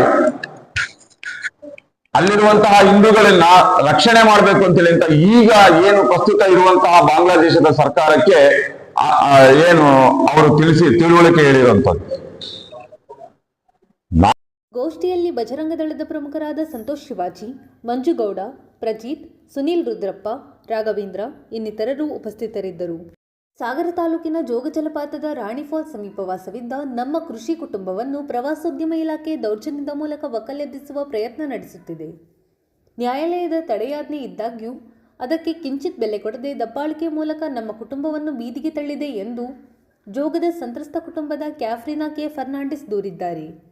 ಮಂಗಳವಾರ ಸುದ್ದಿಗೋಷ್ಠಿಯಲ್ಲಿ ಮಾತನಾಡಿದ ಅವರು, ನನ್ನ ಹೆಸರು ಕ್ಯಾಥರಿನ್ ಜೆ ಫರ್ನಾಂಡಿಸ್ ಅಂತ. ನಾನು ದಿವಂಗತ ಜೂಜೆ ಡಿಸೋಜಾ ಮತ್ತು ಮೇರಿ ಡಿಸೋಜಾ ರವರ ಮೊದಲನೇ ಸೊಸೆ. ಇವರು ನಮ್ಮ ಪತಿಯವರು ಲಾರೆನ್ಸ್ ಡಿಸೋಜಾ ಅಂತ. ಇವರು ನಮ್ಮ ದೊಡ್ಡ ನಾದ್ನಿ ವಿನ್ಸಿ ಡಿಸೋಜಾ ಅಂತ. ಇವರು ಮೂರನೇ ನಾದ್ನಿ ಸೆರೆಫಿನ್ ಡಿಸೋಜಾ ಅಂತ. ನಾವು ಸಾಗರ ತಾಲೂಕಿನ ಜೋಗದ ರಾಣಿ ಫಾಲ್ಸ್ ಎಂಬಲ್ಲಿಂದ ಬಂದಿದ್ದೀವಿ. ನಾವು ಇಲ್ಲಿ ಜೋಗ ರಾಣಿ ಫಾಲ್ಸ್ ಎಂಬಲ್ಲಿ ಸುಮಾರು 70-80 ವರ್ಷಗಳಿಂದ ಜಮೀನ್ ಮಾಡ್ಕೊಂಡಿದ್ವಿ. ಮತ್ತೆ ಅಡಿಕೆ ತೋಟ, ತೆಂಗಿನ ಮರ, ಬಾಳೆ ಗಿಡ ಇವುಗಳನ್ನು ಬೆಳೆಸ್ಕೊಂಡು ತುಂಬಾ ಮೆಣಸು, ಇನ್ನು ಬೆಲೆ ಬಾಳುವ ಮರಗಳನ್ನು ನಾವು ಬೆಳೆಸ್ಕೊಂಡು ಸುಖವಾಗಿ ಜೀವನವನ್ನು ನಡೆಸ್ತಾ ಇದ್ವಿ. ಆದ್ರೆ ಈ ಜಾಗವನ್ನು ನಮ್ಗೆ ನಮ್ಮ ಮಾವನವರಿಗೆ ಅರಣ್ಯ ಇಲಾಖೆಯ ಆಗಿನ ಡಿಎಫ್ಒ ಆದ ಅಡ್ಕುಳಿ ಸಾಹೇಬರವರು ಬಹುಮಾನವಾಗಿ ಕೊಟ್ಟಿದ್ರಂತೆ. ಆ ಜಾಗಕ್ಕೆ ಏನೇನು ದಾಖಲೆಗಳನ್ನು ಕೊಡ್ಬೇಕು ಅಥವಾ ಕಂದಾಯವನ್ನು ಕಟ್ಟಬೇಕು ಆಗಿನ ಕಾಲದಲ್ಲಿ ನಮ್ಮ ಮಾವನವ್ರು ಕಟ್ಟಿದ್ರು. ಈ ಜಾಗ ನಮ್ ಪ್ರಕಾರ ಅರ್ಧ ಜಾಗ ಕಂದಾಯ ಇಲಾಖೆಗೆ, ಅರ್ಧ ಜಾಗ ಅರಣ್ಯ ಇಲಾಖೆಗೆ ಸೇರ್ಬೇಕಂತ ನಮ್ಮ ಗಮನದಲ್ಲಿತ್ತು. ಆದ್ರೆ ಈ ಜಾಗ ಪ್ರವಾಸೋದ್ಯಮದವ್ರು ಬೇಕು ಅಂತ ಹೇಳಿ 2008 ನಮ್ಮ ಹತ್ರ ಬಂದು ಏಕಾಏಕಿ ಬಂದು ಕೇಳಿದ್ರು. ಅವಾಗ ನಾವು ಅದಕ್ಕೆ ಒಪ್ಲಿಲ್ಲ. ಇದು ನಾವು ತುಂಬಾ ವರ್ಷದಿಂದ ಮಾಡ್ಕೊಂಡು ಬಂದಿರೋ ಜಾಗ, ನಾವು ಇದೇ ಕೃಷಿ ಎಲ್ಲ ಮಾಡ್ಕೊಂಡು ನಮ್ಮ ಎಲ್ಲ ಜೀವನವನ್ನು ನಡೆಸ್ತಿದ್ವಿ, ನಮ್ಗೆ ಬೇರೆ ಯಾವುದೇ ಆಧಾರ ಇಲ್ಲ, ಇದೇ ಕೃಷಿ ಮಾಡ್ಕೊಂಡೆ ನಮ್ಮ ಮಕ್ಳಿಗೆಲ್ಲ ಸಾಕೊಳ್ತಿದ್ವಿ ಅಂತ ನಮ್ಮ ಅತ್ತೆ ಮತ್ತೆ ಅತ್ತೆ ಹೇಳಿದ್ರು. ಆದ್ರೂ ಅವ್ರು ಕೇಳಿಲ್ಲ, ನಮ್ಗೆ ಜಾಗ ಬೇಕೇ ಬೇಕು ಅಂತ ಹೇಳಿದ್ರು. ಹಾಗೆ ನಾವು ಸಾಗರ ಕೋರ್ಟಿಗೆ ಹೋದ್ವಿ. ಸಾಗರ ಕೋರ್ಟಲ್ಲಿ ಒಂದು 7-8 ವರ್ಷ ಹೋರಾಟ ಮಾಡಿದ್ವಿ. ಆ ಹೋರಾಟ ಮಾಡೋಕ್ಕಿಂತ ಮುಂಚೆನೆ ನಮ್ದು 3 ಎಕರೆ ಜಾಗನೂ ಅವರು ಡೆಮಾಲಿಷ್ ಮಾಡ್ಬಿಟ್ಟಿದ್ರು. ಅಲ್ಲೂ ತುಂಬಾ 500,000 ಗಟ್ಲೆ ಅಡಿಕೆ ಗಿಡಗಳಿದ್ವು. ನಮ್ ಕಣ್ಣೆದ್ರಿಗೆನೆ ಅವರು ಅದನ್ನ ಡೆಮಾಲಿಷ್ ಮಾಡ್ಬಿಟ್ರು. ಆದ್ರೆ ಕೋರ್ಟಲ್ಲಿ ಸ್ಟೇ ಬಂತು, ಆಮೇಲೆ ಲಾಸ್ಟಿಗೆ ಎಷ್ಟು ವರ್ಷ 7-8 ವರ್ಷ ಅದ್ರಲ್ಲೇ ಕಳೀತು. ಆಮೇಲೆ ಮತ್ತೆ ಅದು ಸರ್ಕಾರದ ಕಡೆಗೆ ಆಯ್ತು. ಆಮೇಲೆ ನಾವೇನ್ ಮಾಡಿದ್ವಿ, ಇಲ್ಲೂ ನಮ್ಗೆ ಜಯ ಸಿಕ್ಕಿಲ್ಲ ಅಂತ ನಾವು ಹೈಕೋರ್ಟ್ ಮೊರೆ ಹೋದ್ವಿ.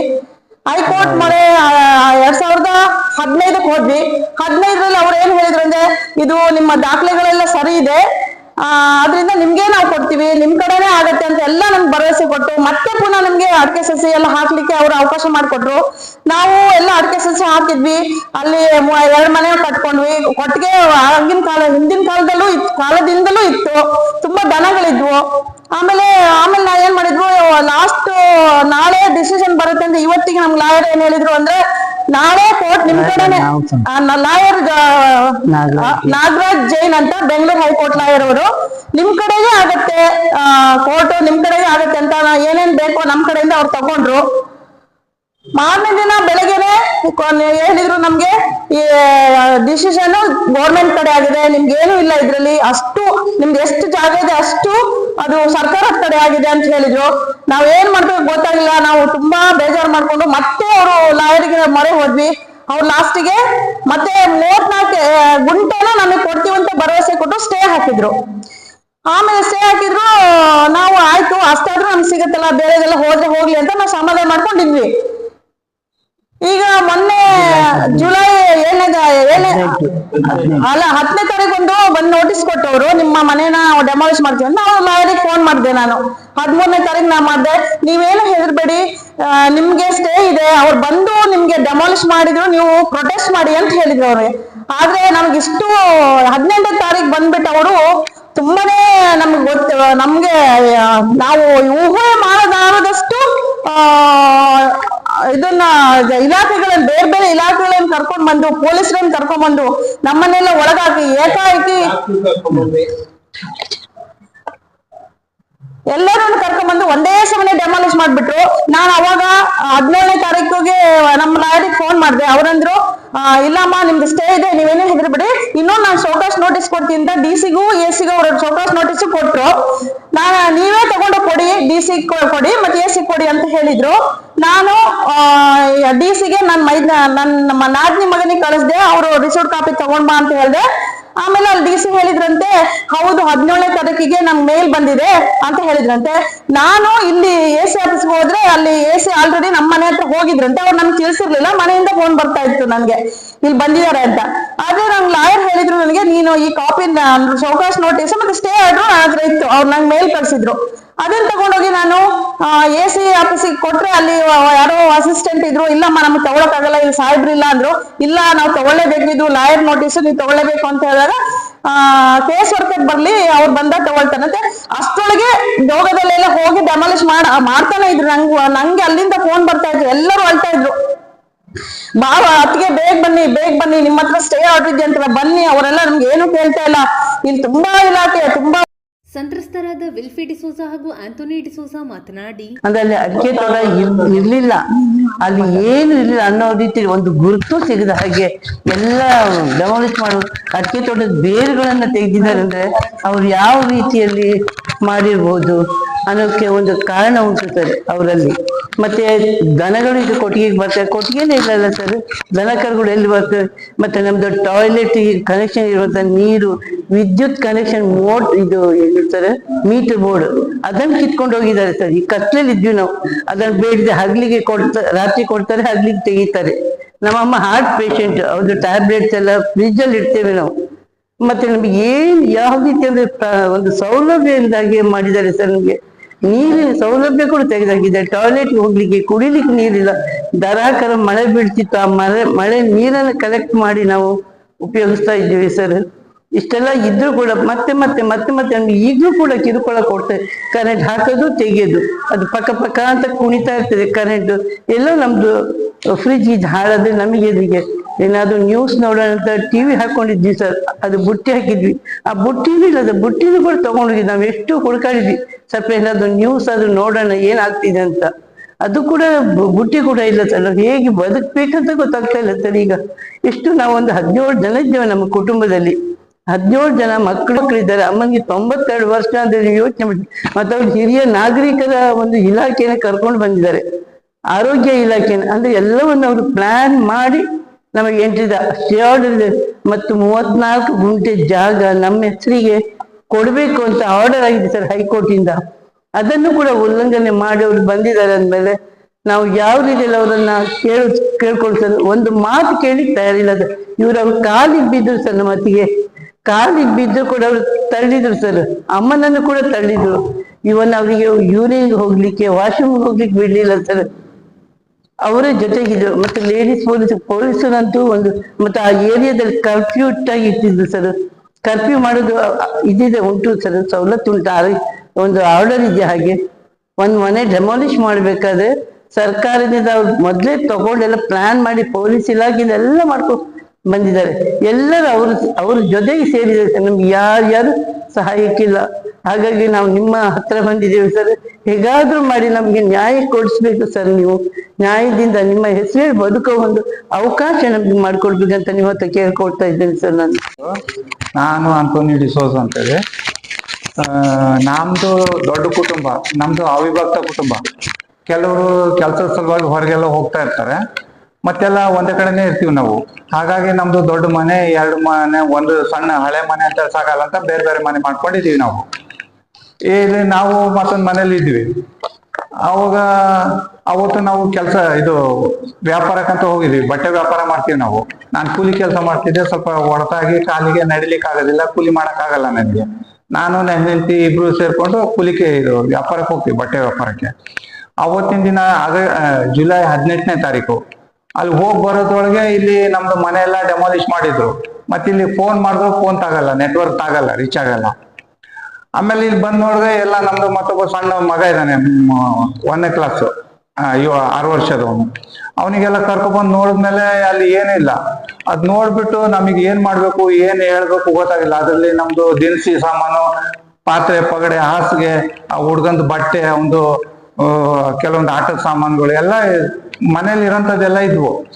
ಅಲ್ಲಿ ಬರೋದ್ರೊಳಗೆ ಯಾವುದೂ ಇಲ್ಲ, ನಮಗೆ ಊಟ ಇಲ್ಲ, ಹುಟ್ಟಿದ ಬಟ್ಟೆಲ್ಲೇ ಇದೀವಿ ನಾವು ಅವತ್ತು ಇಡೀ ದಿನ. ಯಾರಿಗೆ ಹೋಗ್ಬೇಕು, ಎಲ್ಲಿಗೆ ಹೋಗ್ಬೇಕು, ಯಾರು ಕೇಳ್ಬೇಕು, ಯಾರು ಕೇಳೋರಿಲ್ಲ. ಅಲ್ಲಿ ಮಳೆನೂ ಅದೇ ತರ, ಅದು ದಾಖಲೆ ಮಳೆ ಇತ್ತು, ಎಲ್ಲ ಕಡೆ ರಜೆ ಕೊಟ್ಟಿದ್ದಾರೆ ಸುರಕ್ಷಿತವಾಗಿರಿ ಅಂತ ಹೇಳ್ಕೊಂಡು.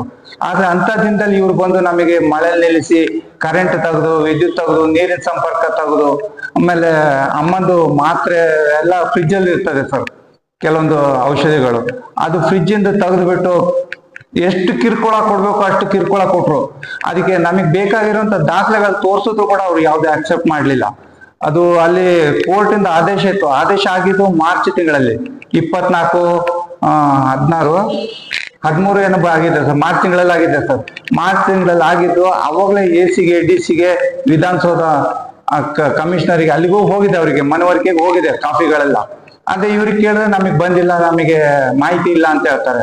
ಅದು ಕೋರ್ಟ್ ಮುಖಾಂತರನೇ ಹೋಗಿದಾವೆ, ಅದನ್ನು ಅದು ತೋರ್ಸೋದು ನಮಗಿಲ್ಲ ಅಂತ ಹೇಳ್ಕೊಂಡು ಹೇಳ್ತಾರೆ. ಅವ್ರು 20ನೇ ತಾರೀಕು ಆದೇಶ ಮಾಡಿದ್ದಾರೆ ಸರ್, ಜೂನ್ 20ನೇ ತಾರೀಕು. ಅದ ಆದೇಶ ಮಾಡ್ಕೊಂಡು ಅವತ್ತು ಬಂದಿದ್ದಾರೆ, 18ಗೆ ಬಂದಿದ್ದಾರೆ. ನಮಗೆ ಏನು ಹೇಳಲಿಲ್ಲ, ಏನಿಲ್ಲ, ಮನೆ ತೆಗಿತಾರೆ, ಎಲ್ಲ ಗಾಳಿ ಸುದ್ದಿ ಸರ್. ಯಾರು ಅಧಿಕೃತವಾಗಿ ಬಂದು ಹೇಳ್ದವ್ರು ಯಾರು ಇಲ್ಲ. ಅವ್ರು ತೆಗಿತಾರಂತೆ, ಇವ್ರು ತೆಗಿತಾರಂತೆ, ಮನೆ ತೆಗಿತಾರಂತ ಹೇಳ್ಕೊಂಡು ಇವೆಲ್ಲ ಏನು ವರ್ಷಗಟ್ಲಿಂದ ಹೇಳ್ತಾ ಬಂದ್ರು. ಮತ್ ನಮ್ ದಾಖಲೆಗಳ ಪ್ರಕಾರ ಎಲ್ರು ಹೇಳ್ತಾರೆ ನಿಮ್ದೇ ಇದೆ ಅಂತ ಹೇಳಿ, ನಿಮಗೆ ಪರಿಹಾರ ಸಿಗ್ಬೇಕು, ಈಗ ಅಭಿವೃದ್ಧಿ ಬೇಕಾದ್ರೆ ನಾವು ಬಿಟ್ಕೊಡಕ್ಕೂ ತಯಾರಿದೀವಿ. ಅದೇ ನಮಗೆ ಯಾವುದೇ ಇದು ಪರಿಹಾರ ಇಲ್ಲ, ನಮಗೆ ಪುನರ್ವಸತಿ ಇಲ್ಲ. ನಮ್ದು ರೈತ ಕುಟುಂಬ, ರೈತ ಕುಟುಂಬ, ನಮಗೆ ಬೇಸಾಯ ಮಾಡಿ ಬಿಟ್ರೆ ಬೇರೆ ಯಾವ್ದು ಗೊತ್ತಿಲ್ಲ ಸರ್. ಅವರು ಈ ವಯಸ್ಸಲ್ಲಿ ನಮಗೆ ಕೆಲಸ ಕೊಡ್ತೀನಿ, ಅದು ಟೆಂಪರರಿ ಕೆಲಸ, ಕಾಂಟ್ರಾಕ್ಟ್ ಬೇಸಿಸ್ ಕೆಲಸ ಕೊಡ್ತೀನಿ ಅಂತಾರೆ. ಅವೆಲ್ಲ ನಮಗೆ ಮಾಡ್ಲಿಕ್ಕೆ ಆಗೋದಿಲ್ಲ. ಈಗ ಮಾಡಿ ಒಂದು 5-6 ವರ್ಷ ಮಾಡ್ಬೋದು ಸರ್ ನಾವು. ಅದ ನಂತರ ಮತ್ತೆ ಅವರು ಬೇರೆ ಯಾರು ಅಧಿಕಾರಿ ಬಂದ್ರೆ ನಿಮ್ದು ಮುಗೀತು ಹೋಗ್ರಿ ಮನೆಗೆ ಅಂತಾರೆ. ಮುಂದೆ ನಮಗೆ ಯಾವುದು ಏನು ಇಲ್ಲ ಸರ್. ಹಾಗಾಗ್ಬಿಟ್ಟು ನಾವು ಕೂಲಿ ಮಾಡೋದಕ್ಕಿಂತ ಏನ್ ಮಾಡ್ಬೇಕು ಗೊತ್ತಾಗಿಲ್ಲ ಆ ಟೈಮಲ್ಲಿ ನಮಗೆ. ಅದಕ್ಕೂ ನಾವು ಬೇಡ್ಕೊಂಡು ಕಾಲಿಗೆ ಬಿದ್ವಿ AC ಸಾಹೇಬ್ರಿಗೆ, DC ಅಲ್ಲಿ ಬಂದವರಿಗೆ, ತಹಶೀಲ್ದಾರಿಗೆ, ಮತ್ತೆ ಯಾವ್ದದು ಅಂಗವಿಕಲ ಇಲಾಖೆದವರು ಬಂದಿದ್ದಾರೆ. ಅದು ಯಾತಿಗೆ ಬಂದ್ರು ಗೊತ್ತಿಲ್ಲ ಸರ್ ನಮಗೆ. ಅವರೆಲ್ಲ ಅವ್ರ ಅವಶ್ಯಕತೆ ಇದ್ರೋ ಇಲ್ವೋ ನಮಗೆ ಏನು ಗೊತ್ತಿಲ್ಲ. ಎಲ್ಲ ಬಂದ್ಬಿಟ್ಟು ನಮಗೆ ಅಷ್ಟು ಹಿಂಸೆ ಕೊಟ್ರು. ಟಾಯ್ಲೆಟ್ಗೆ ಹೋಗ್ಲಿಕ್ಕೆ ಕೊಡ್ಲಿಲ್ಲ ಲೇಡೀಸ್ಗಳಿಗೆ, ಹಿಂದೆ ಮುಂದೆ ಎಲ್ಲ ಕಾಯ್ಕೊಂಡು. ನೀರು ಕುಡಿಲಿಕ್ಕೆ ಕೊಡ್ತಿದ್ದಿಲ್ಲ. ಪ್ರತಿಯೊಂದಕ್ಕೂ ರಿಸ್ಟ್ರಿಕ್ಷನ್ಸ್ ಅವ್ರದ್ದು ಇದೆ. ಗೋಷ್ಠಿಯಲ್ಲಿ ಲಾರೆನ್ಸ್ ಡಿಸೋಜಾ, ಸೆಲ್ಫಿ ಡಿಸೋಜಾ, ರುಸ್ತಿಕ್ ಇನ್ನಿತರರು ಹಾಜರಿದ್ದರು. ಹಿಂದೂಗಳ ಹಿತರಕ್ಷಣೆಗಾಗಿ ನಾವೆಲ್ಲ ಒಗ್ಗಟ್ಟಾಗಬೇಕಾಗಿದೆ. ನಮ್ಮ ಸಂಸ್ಕೃತಿ, ಧರ್ಮ, ನಮ್ಮತನ ಉಳಿಸಿಕೊಳ್ಳಲು ನಾವು ಸಂಘಟಿತರಾಗದೆ ಹೋದಲ್ಲಿ ಭವಿಷ್ಯದಲ್ಲಿ ಹಿಂದೂ ಸಾಮ್ರಾಜ್ಯ ತೀರಾ ಸಂಕಷ್ಟ ಎದುರಿಸಬೇಕಾಗುತ್ತದೆ ಎಂದು ನಿವೃತ್ತ ಪ್ರಾಚಾರ್ಯ ಆಪು ನಾರಾಯಣಪ್ಪ ಕಳವಳ ವ್ಯಕ್ತಪಡಿಸಿದ್ದಾರೆ. ಸಾಗರದ ಅಂಬೇಡ್ಕರ್ ವೃತ್ತದಲ್ಲಿ ಸೋಮವಾರ ಹಿಂದೂ ಹಿತರಕ್ಷಣಾ ಸಮಿತಿ ವತಿಯಿಂದ ಬಾಂಗ್ಲಾದೇಶದಲ್ಲಿ ನಡೆಯುತ್ತಿರುವ ಹಿಂದೂಗಳ ಮೇಲಿನ ದೌರ್ಜನ್ಯ ಖಂಡಿಸಿ ಹಮ್ಮಿಕೊಳ್ಳಲಾಗಿದ್ದ ಮಾನವ ಸರಪಳಿ ಪ್ರತಿಭಟನಾ ಕಾರ್ಯಕ್ರಮವನ್ನು ಉದ್ದೇಶಿಸಿ ಅವರು ಮಾತನಾಡುತ್ತಿದ್ದರು. ಇಬ್ಬರು ನಾಯಕರು ಕಾಂಗ್ರೆಸ್ ಪಕ್ಷದವರು. ಒಬ್ಬ ಸಲ್ಮಾನ್ ಖುರ್ಷಿದ್ ಅವ್ರು ಹೇಳ್ತಾರೆ, ಬಾಂಗ್ಲಾದಲ್ಲಿ ನಡೆಯುವ ರೀತಿಯ ದೌರ್ಜನ್ಯ ಮನೆಗೂ ನುಗ್ಗುತ್ತಾರೆ. ಯಾರು ಗಮನಿಸಿದ್ರ? ಪ್ರಧಾನಮಂತ್ರಿ ಮನೆಗೂ ನುಗ್ಗುತ್ತಾರೆ. Salman Khurshid open statement. ಅದರ ಅರ್ಥ ಏನು? ಇಲ್ಲಿ ಹಿಂದೂಗಳಲ್ಲದವರು, ಅರ್ಥಾತ್ ಅಲ್ಪಸಂಖ್ಯಾತರು ಸುಖವಾಗಿರ್ತಕ್ಕಂಥವರು ದಂಗೆಯೊಳಿ ನೀವು ಅಂತ ಅವರಿಗೆ ಪ್ರಚೋದನೆಯನ್ನು ಕೊಟ್ಟ ಹಾಗೆ ಇದು. ಅದಕ್ಕೆ ಪ್ರಧಾನಮಂತ್ರಿ ಅವರು ಹೇಳಿದ್ದಾರೆ, ಹಳ್ಳಿಗಳಲ್ಲಿ, ಮೊಹಲ್ಲಾಗಳಲ್ಲಿ, ಬೀದಿಗಳಲ್ಲಿ ಸಭೆಗಳನ್ನು ಸೇರಿಸಿ ಜನರನ್ನು ಎಚ್ಚರಿಸುವ ಕೆಲಸ ಮಾಡಬೇಕು. ಅದರಿಂದ ಹೋದರೆ ನಮಗೆ ಬಹಳ ಕಷ್ಟ ಬರ್ತದೆ ಅಂತ. ಆ ಕೆಲಸವನ್ನು ನಾವೆಲ್ಲರೂ ಒಟ್ಟು ಸೇರಿ ಮಾಡಬೇಕು. ಅರ್ಥಾತ್ ನಮಗೊಂದು ಅರ್ಥವಾಗಲಿ, ಹಿಂದೂ ಧರ್ಮವನ್ನು, ಸನಾತನ ಧರ್ಮವನ್ನು, ನಮ್ಮತನವನ್ನು, ನಮ್ಮ ಸಂಸ್ಕೃತಿ ಪರಂಪರೆಯನ್ನು ಉಳಿಸ್ಕೊಳ್ಳೋಕ್ಕೆ ಜಗತ್ತಿನಲ್ಲಿ ನಮಗಿರೋದು ಒಂದೇ ಉಪಾಯ ಅಂದರೆ ನಾವು ಹಿಂದೂಗಳು ಎದ್ದು ನಿಂತ್ಕೊಳ್ಳೋದು, ನಾವು ಹಿಂದೂಗಳು ಸಂಘಟಿತರಾಗೋದು. ಆ ರೀತಿಯ ಒಂದು ಪರಿಸ್ಥಿತಿ ನಿರ್ಮಾಣ ಆಗಲಿ, ಭಾರತ ಮಾತೆ ನಮಗೆಲ್ಲ ಆಶೀರ್ವಾದ ಮಾಡಲಿ ಅಂತ ನಾನು ಏನಾಗ್ತಾ ಇದೆ ಬಾಂಗ್ಲಾದಲ್ಲಿ, ಇದು ನಮ್ಮೆಲ್ಲರಿಗೂ ಗೊತ್ತಿರುವಂಥ ಸಂಗತಿ. ಒಂದು ಸಂಗತಿಯನ್ನು ನಾವು ಖಚಿತಪಡಿಸ್ಕೊಳ್ಳೋಣ, ವಿಶ್ವಸಂಸ್ಥೆಯಾಗಲಿ, ಅಂತಾರಾಷ್ಟ್ರೀಯ ಮಾನವ ಹಕ್ಕುಗಳಾಗಲಿ, ಜಗತ್ತಿನ ಪ್ರಬಲ ದೇಶಗಳಾಗಲಿ, ಅಥವಾ ಅಕ್ಕಪಕ್ಕದಲ್ಲಿ ಇರುವಂತಹ ಮತಾಂಧರಾಗಲಿ ಯಾರೂ ಹಿಂದೂಗಳನ್ನು ರಕ್ಷಣೆ ಮಾಡಲಿಕ್ಕೆ ಬರೋದಿಲ್ಲ. ಹಿಂದೂಗಳನ್ನು ರಕ್ಷಣೆ ಆಗಬೇಕು ಅಂದರೆ ನಾವು ಹಿಂದೂಗಳೇ ಮಾಡಬೇಕು, ಹಿಂದೂಗಳೇ ಎದ್ದೆತ್ಕೋಬೇಕು, ಹಿಂದೂಗಳೇ ಹೋರಾಡಬೇಕು. ಇವತ್ತು ಭಾರತದಲ್ಲಿ 100 ಕೋಟಿ ಹಿಂದೂಗಳು ನಾವಿದ್ದೀವಿ. ಎಷ್ಟು ಪ್ರತಿಭಟಿಸಿದ್ದೀವಿ ನಾವು? ಬಾಂಗ್ಲಾದಲ್ಲಿ ಅಲ್ಪಸಂಖ್ಯಾತ ಹಿಂದೂಗಳು 1.5 ಕೋಟಿ ಇದ್ದಾರೆ, 15.5 ಕೋಟಿಯಲ್ಲಿ. ಅವ್ರು ಇವತ್ತು ಚಿತ್ತಗಾಂಗ್ನಲ್ಲಿ 7 ಲಕ್ಷ ಜನ ಸೇರಿದ್ರು. ಅವರು ನಿನ್ನೆ ದಿವಸ ಪ್ರತಿಭಟಿಸಿದ್ರು. ಢಾಕಾದಲ್ಲಿ 3 ಲಕ್ಷ ಜನ ಸೇರಿದ್ರು, ಪ್ರತಿಭಟಿಸಿದ್ರು. ಇವತ್ತು ಅಲ್ಲಿ ಅಲ್ಪಸಂಖ್ಯಾತರಾಗಿರುವ ಹಿಂದೂಗಳಿಗೆ ತಮ್ಮ ಮೇಲೆ ಅಷ್ಟೊಂದು ದೌರ್ಜನ್ಯ ಆಗ್ತಿರ್ಬೇಕಾಗಿದ್ರೆ ಅವರಿಗೆ ಅಷ್ಟೊಂದು ರೋಷ ಇದೆ. ಅವರು ನಮ್ಮವರೇ 47ಕ್ಕೆ ಮುಂಚೆ. ಇವತ್ತು ಬೇಕಾದಷ್ಟು ಸಂಬಂಧಗಳಿವೆ. ನಮ್ಮದೇ ಆಚಾರ ವಿಚಾರ ವ್ಯವಹಾರ ಸರ್ವಸ್ವ ಅವರಿದ್ದೇ ಆಗಿದೆ. ಅದನ್ನು ನಾವೇನು ಮಾಡಿದ್ದೀವಿ? ನಾವೆಷ್ಟು ಪ್ರತಿಭಟಿಸಿದ್ದೀವಿ? 7 ದಿವಸಗಳಾಯಿತು ಬಾಂಗ್ಲಾದಲ್ಲಿ ಹಿಂಸಾಚಾರ ನಡೀತಾ. ದೇಶದ ಯಾವುದಾದ್ರೂ ನಾಯಕರು ಪ್ರತಿಭಟಿಸಿ ಅಂತ ಅವತ್ತಿನ ದಿವಸ ಹೇಳಿದ್ರ? ಹೇಳಲಿಲ್ಲ, ಮಾತಾಡಲಿಲ್ಲ ಯಾರು. ಇಷ್ಟೊಂದು ಹಿಂದೂ. ಬಿಜೆಪಿ ಜಿಲ್ಲಾಧ್ಯಕ್ಷ ಟಿ.ಡಿ. ಮೇಘರಾಜ್ ಮಾತನಾಡಿ, ಈ ವಿಷಯಗಳನ್ನ ಸುದ್ದಿಗಳನ್ನ ಬಹಳ ದಿನ ಮುಚ್ಚಿಡ್ಲಿಕ್ಕೆ ಸಾಧ್ಯ ಆಗಲ್ಲ. ವೃತ್ತಪತ್ರಿಕೆಗಳಲ್ಲಿ ವಿಷಯ ಹರಿದಾಡುತ್ತೆ, ದೃಶ್ಯ ಮಾಧ್ಯಮಗಳಲ್ಲಿ ವಿಷಯ ಹರಿದಾಡುತ್ತೆ. ಮನುಷ್ಯತ್ವ ಸ್ವಾಭಿಮಾನ ಅಂತಿದ್ದವನು ಇಲ್ಲೂ ಕೂಡ ಅದೇ ರೀತಿ ಪ್ರತಿಕ್ರಿಯೆಯನ್ನು ತೋರಿಸ್ಲಿಕ್ಕೆ ಹೊರಟ್ರೆ ಈ ಭಾರತದಲ್ಲಿ ಜಾತ್ಯತೀತತೆ ಉಳಿಯತ್ತಾ? ಸರ್ವಧರ್ಮ ಸಮಬಾಳ್ವೆ ಉಳಿಯತ್ತಾ? ನಾವೆಲ್ಲರೂ ಕೂಡ ಒಟ್ಟಾಗಿ ಬಾಳ್ಬೇಕು ಅಂತಕ್ಕಂಥ ವಾತಾವರಣವನ್ನ ಕೇವಲ ಸರ್ಕಾರ, ಸುತ್ತೋಲೆ, ಆದೇಶ, ಕಾನೂನಿನ ಮುಖಾಂತರ ಆ ಒಳ್ಳೆಯ ವಾತಾವರಣವನ್ನ ಉಳಿಸ್ಲಿಕ್ಕೆ ಸಾಧ್ಯ ಆಗತ್ತ ಅನ್ನೋದನ್ನ ಅರಿತುಕೊಂಡು ಈ ವಿಷಯಕ್ಕೆ ಜಾತಿ, ಧರ್ಮ, ಪಕ್ಷವನ್ನ ಮೀರಿ ಬಾಂಗ್ಲಾದಲ್ಲಿ ನಡೀತಾ ಇರ್ತಕ್ಕಂಥ ನರಮೇಧ, ಬಾಂಗ್ಲಾದಲ್ಲಿ ನಡೀತಾ ಇರ್ತಕ್ಕಂತಹ ಅತ್ಯಾಚಾರ, ಅನಾಚಾರವನ್ನ ಒಕ್ಕೊರಲಿನಿಂದ ಖಂಡಿಸ್ತಕ್ಕಂಥ ಮತ್ತು ಜಾಗೃತಿ ಮೂಡಿಸ್ತಕ್ಕಂಥ ಕಾರ್ಯವನ್ನ ಮಾಡಬೇಕು ಅಂತಕ್ಕಂಥ ವಿನಂತಿಯನ್ನ ಆಗ್ರಹವನ್ನ ಮಾಡಿ ಮತ್ತೊಮ್ಮೆ ಕೈ ಜೋಡಿಸಿ ವಿನಂತಿ ಮಾಡ್ತೇನೆ. ಈ ವಿಚಾರಕ್ಕೆ ಜಾತಿ, ಮತ, ಧರ್ಮ, ರಾಜಕಾರಣ, ಪಕ್ಷವನ್ನ ಮೀರಿ ನಾವೆಲ್ಲರೂ ಕೂಡ ಒಂದಾಗಿ ನಿಂತು ಈ ಹಿಂಸೆಯನ್ನ ಖಂಡಿಸಬೇಕು, ಹಿಂಸೆಯನ್ನ ತೊಲಗಿಸಬೇಕು. ಅಲ್ಲಿರ್ತಕ್ಕಂಥ ಅಲ್ಪಸಂಖ್ಯಾತ ಬಂಧುಗಳಿಗೆ ರಕ್ಷಣೆಯನ್ನು ಕೊಡಬೇಕು ಅಂತಕ್ಕಂಥ ಒಕ್ಕೊರಲ. ಪ್ರತಿಭಟನೆ ಉದ್ದೇಶಿಸಿ ನ್ಯಾಯವಾದಿ ರವೀಶ್, ಕೆವಿ ಪ್ರವೀಣ್ ಇನ್ನಿತರರು ಮಾತನಾಡಿ, ಸಂಚಾಲಕರೇ ಹಾಗೂ ಸಮಸ್ತ ಹಿಂದೂ ಬಾಂಧವರೇ, ನಮಗೆ ಇದು ಅಭ್ಯಾಸ ಆಗಿದೆ. ಪದೇ ಪದೇ ಏನಾದ್ರೂ ಒಂದು ಹಿಂದೂಗಳ ಮೇಲೆ ದೌರ್ಜನ್ಯ ನಡೀತಾ ಇರ್ತದೆ, ನಾವು ಬೀದಿಗಿಳಿತಾ ಇದ್ದೇವೆ. ಆದ್ರೆ ಇವತ್ತಿನ ವಿಶೇಷ ಏನು ಅಂತಂದ್ರೆ, ನಮ್ಮ ಸಹೋದರರು ಹೊರದೇಶದಲ್ಲಿ ಹಿಂಸೆಯನ್ನು ಅನುಭವಿಸ್ತಾ ಇದ್ದಾರೆ. ಅವರಿಗೆ ರಕ್ಷಣೆಯನ್ನ ಕೊಡಬೇಕು, ಅವರಿಗೆ ಆಗ್ತಾ ಇರುವಂತಹ ಹಿಂಸೆಯನ್ನ ನಿಲ್ಲಿಸಬೇಕು ಬಾಂಗ್ಲಾದೇಶದಲ್ಲಿ ಅಂತ ಹೇಳಿ ನಾವು ಈ ಸಾಗರದಲ್ಲಿ ಈ ಒಂದು ಪ್ರೊಟೆಸ್ಟ್ ಅನ್ನ ಮಾಡ್ತಾ ಇದ್ದೇವೆ. ಬಂಧುಗಳೇ, 1947ರಲ್ಲಿ ಭಾರತ ಪಾಕಿಸ್ತಾನ ವಿಭಜನೆಯಾದಾಗ ಈಗಿನ ಬಾಂಗ್ಲಾದೇಶದಲ್ಲಿ ಇರುವಂತಹ ಹಿಂದೂಗಳ ಸಂಖ್ಯೆ ಪ್ರತಿಶತ 33% ಇತ್ತು. ಅದೇ ಹಾಗೆ 2-3 ವರ್ಷದಲ್ಲಿ 1951ರಲ್ಲಿ ಈಗಿನ ಬಾಂಗ್ಲಾದೇಶದಲ್ಲಿರುವಂತಹ ಹಿಂದೂಗಳ ಸಂಖ್ಯೆ 22%ಗೆ ಇಳಿತು. ಕೇವಲ 3 ವರ್ಷದಲ್ಲಿ. ಎಷ್ಟು ದೌರ್ಜನ್ಯ ಹಿಂದೂಗಳ ಮೇಲೆ ಆಗಿರಬಹುದು ಅಂತ ಹೇಳಿ ನಾವು ಈಗ ಊಹಿಸಬೇಕಾಗ್ತದೆ ಈ ಅಂಕಿಅಂಶಗಳ ಆಧಾರದ ಮೇಲೆ. ಎಲ್ಲಿಗೆ ಹೋದ್ರು ಹೆಚ್ಚಿನ ಜನರನ್ನ ಕೊಲೆ ಮಾಡಲಾಗಿದೆ. ಎಲ್ಲ ಸಂಸಾರ, ಹಿಂದೂ ಸಂಸಾರಗಳನ್ನ ನಾಶ ಮಾಡಲಾಗಿದೆ. ಅಳಿದುಳಿದ ಕೆಲವರು ಭಾರತಕ್ಕೆ ಬಂದಿದ್ದಾರೆ. ನಂತರದ ಅಂಕಿಅಂಶಗಳು 1971ರಲ್ಲಿ ಪಾಕಿಸ್ತಾನದಿಂದ ಬಾಂಗ್ಲಾದೇಶ ಬೇರ್ಪಟ್ಟಾಗ ಅಲ್ಲಿರುವಂತಹ ಹಿಂದೂಗಳ ಸಂಖ್ಯೆ 14% ಬಂತು. ಆ 14% ಇರುವಂತಹ ಹಿಂದೂಗಳು ಈಗ ಎಷ್ಟಿದ್ದಾರೆ ಬಾಂಗ್ಲಾದೇಶದಲ್ಲಿ ಅಂತಂದ್ರೆ ಪ್ರತಿಶತ 8% ಇದ್ದಾರೆ.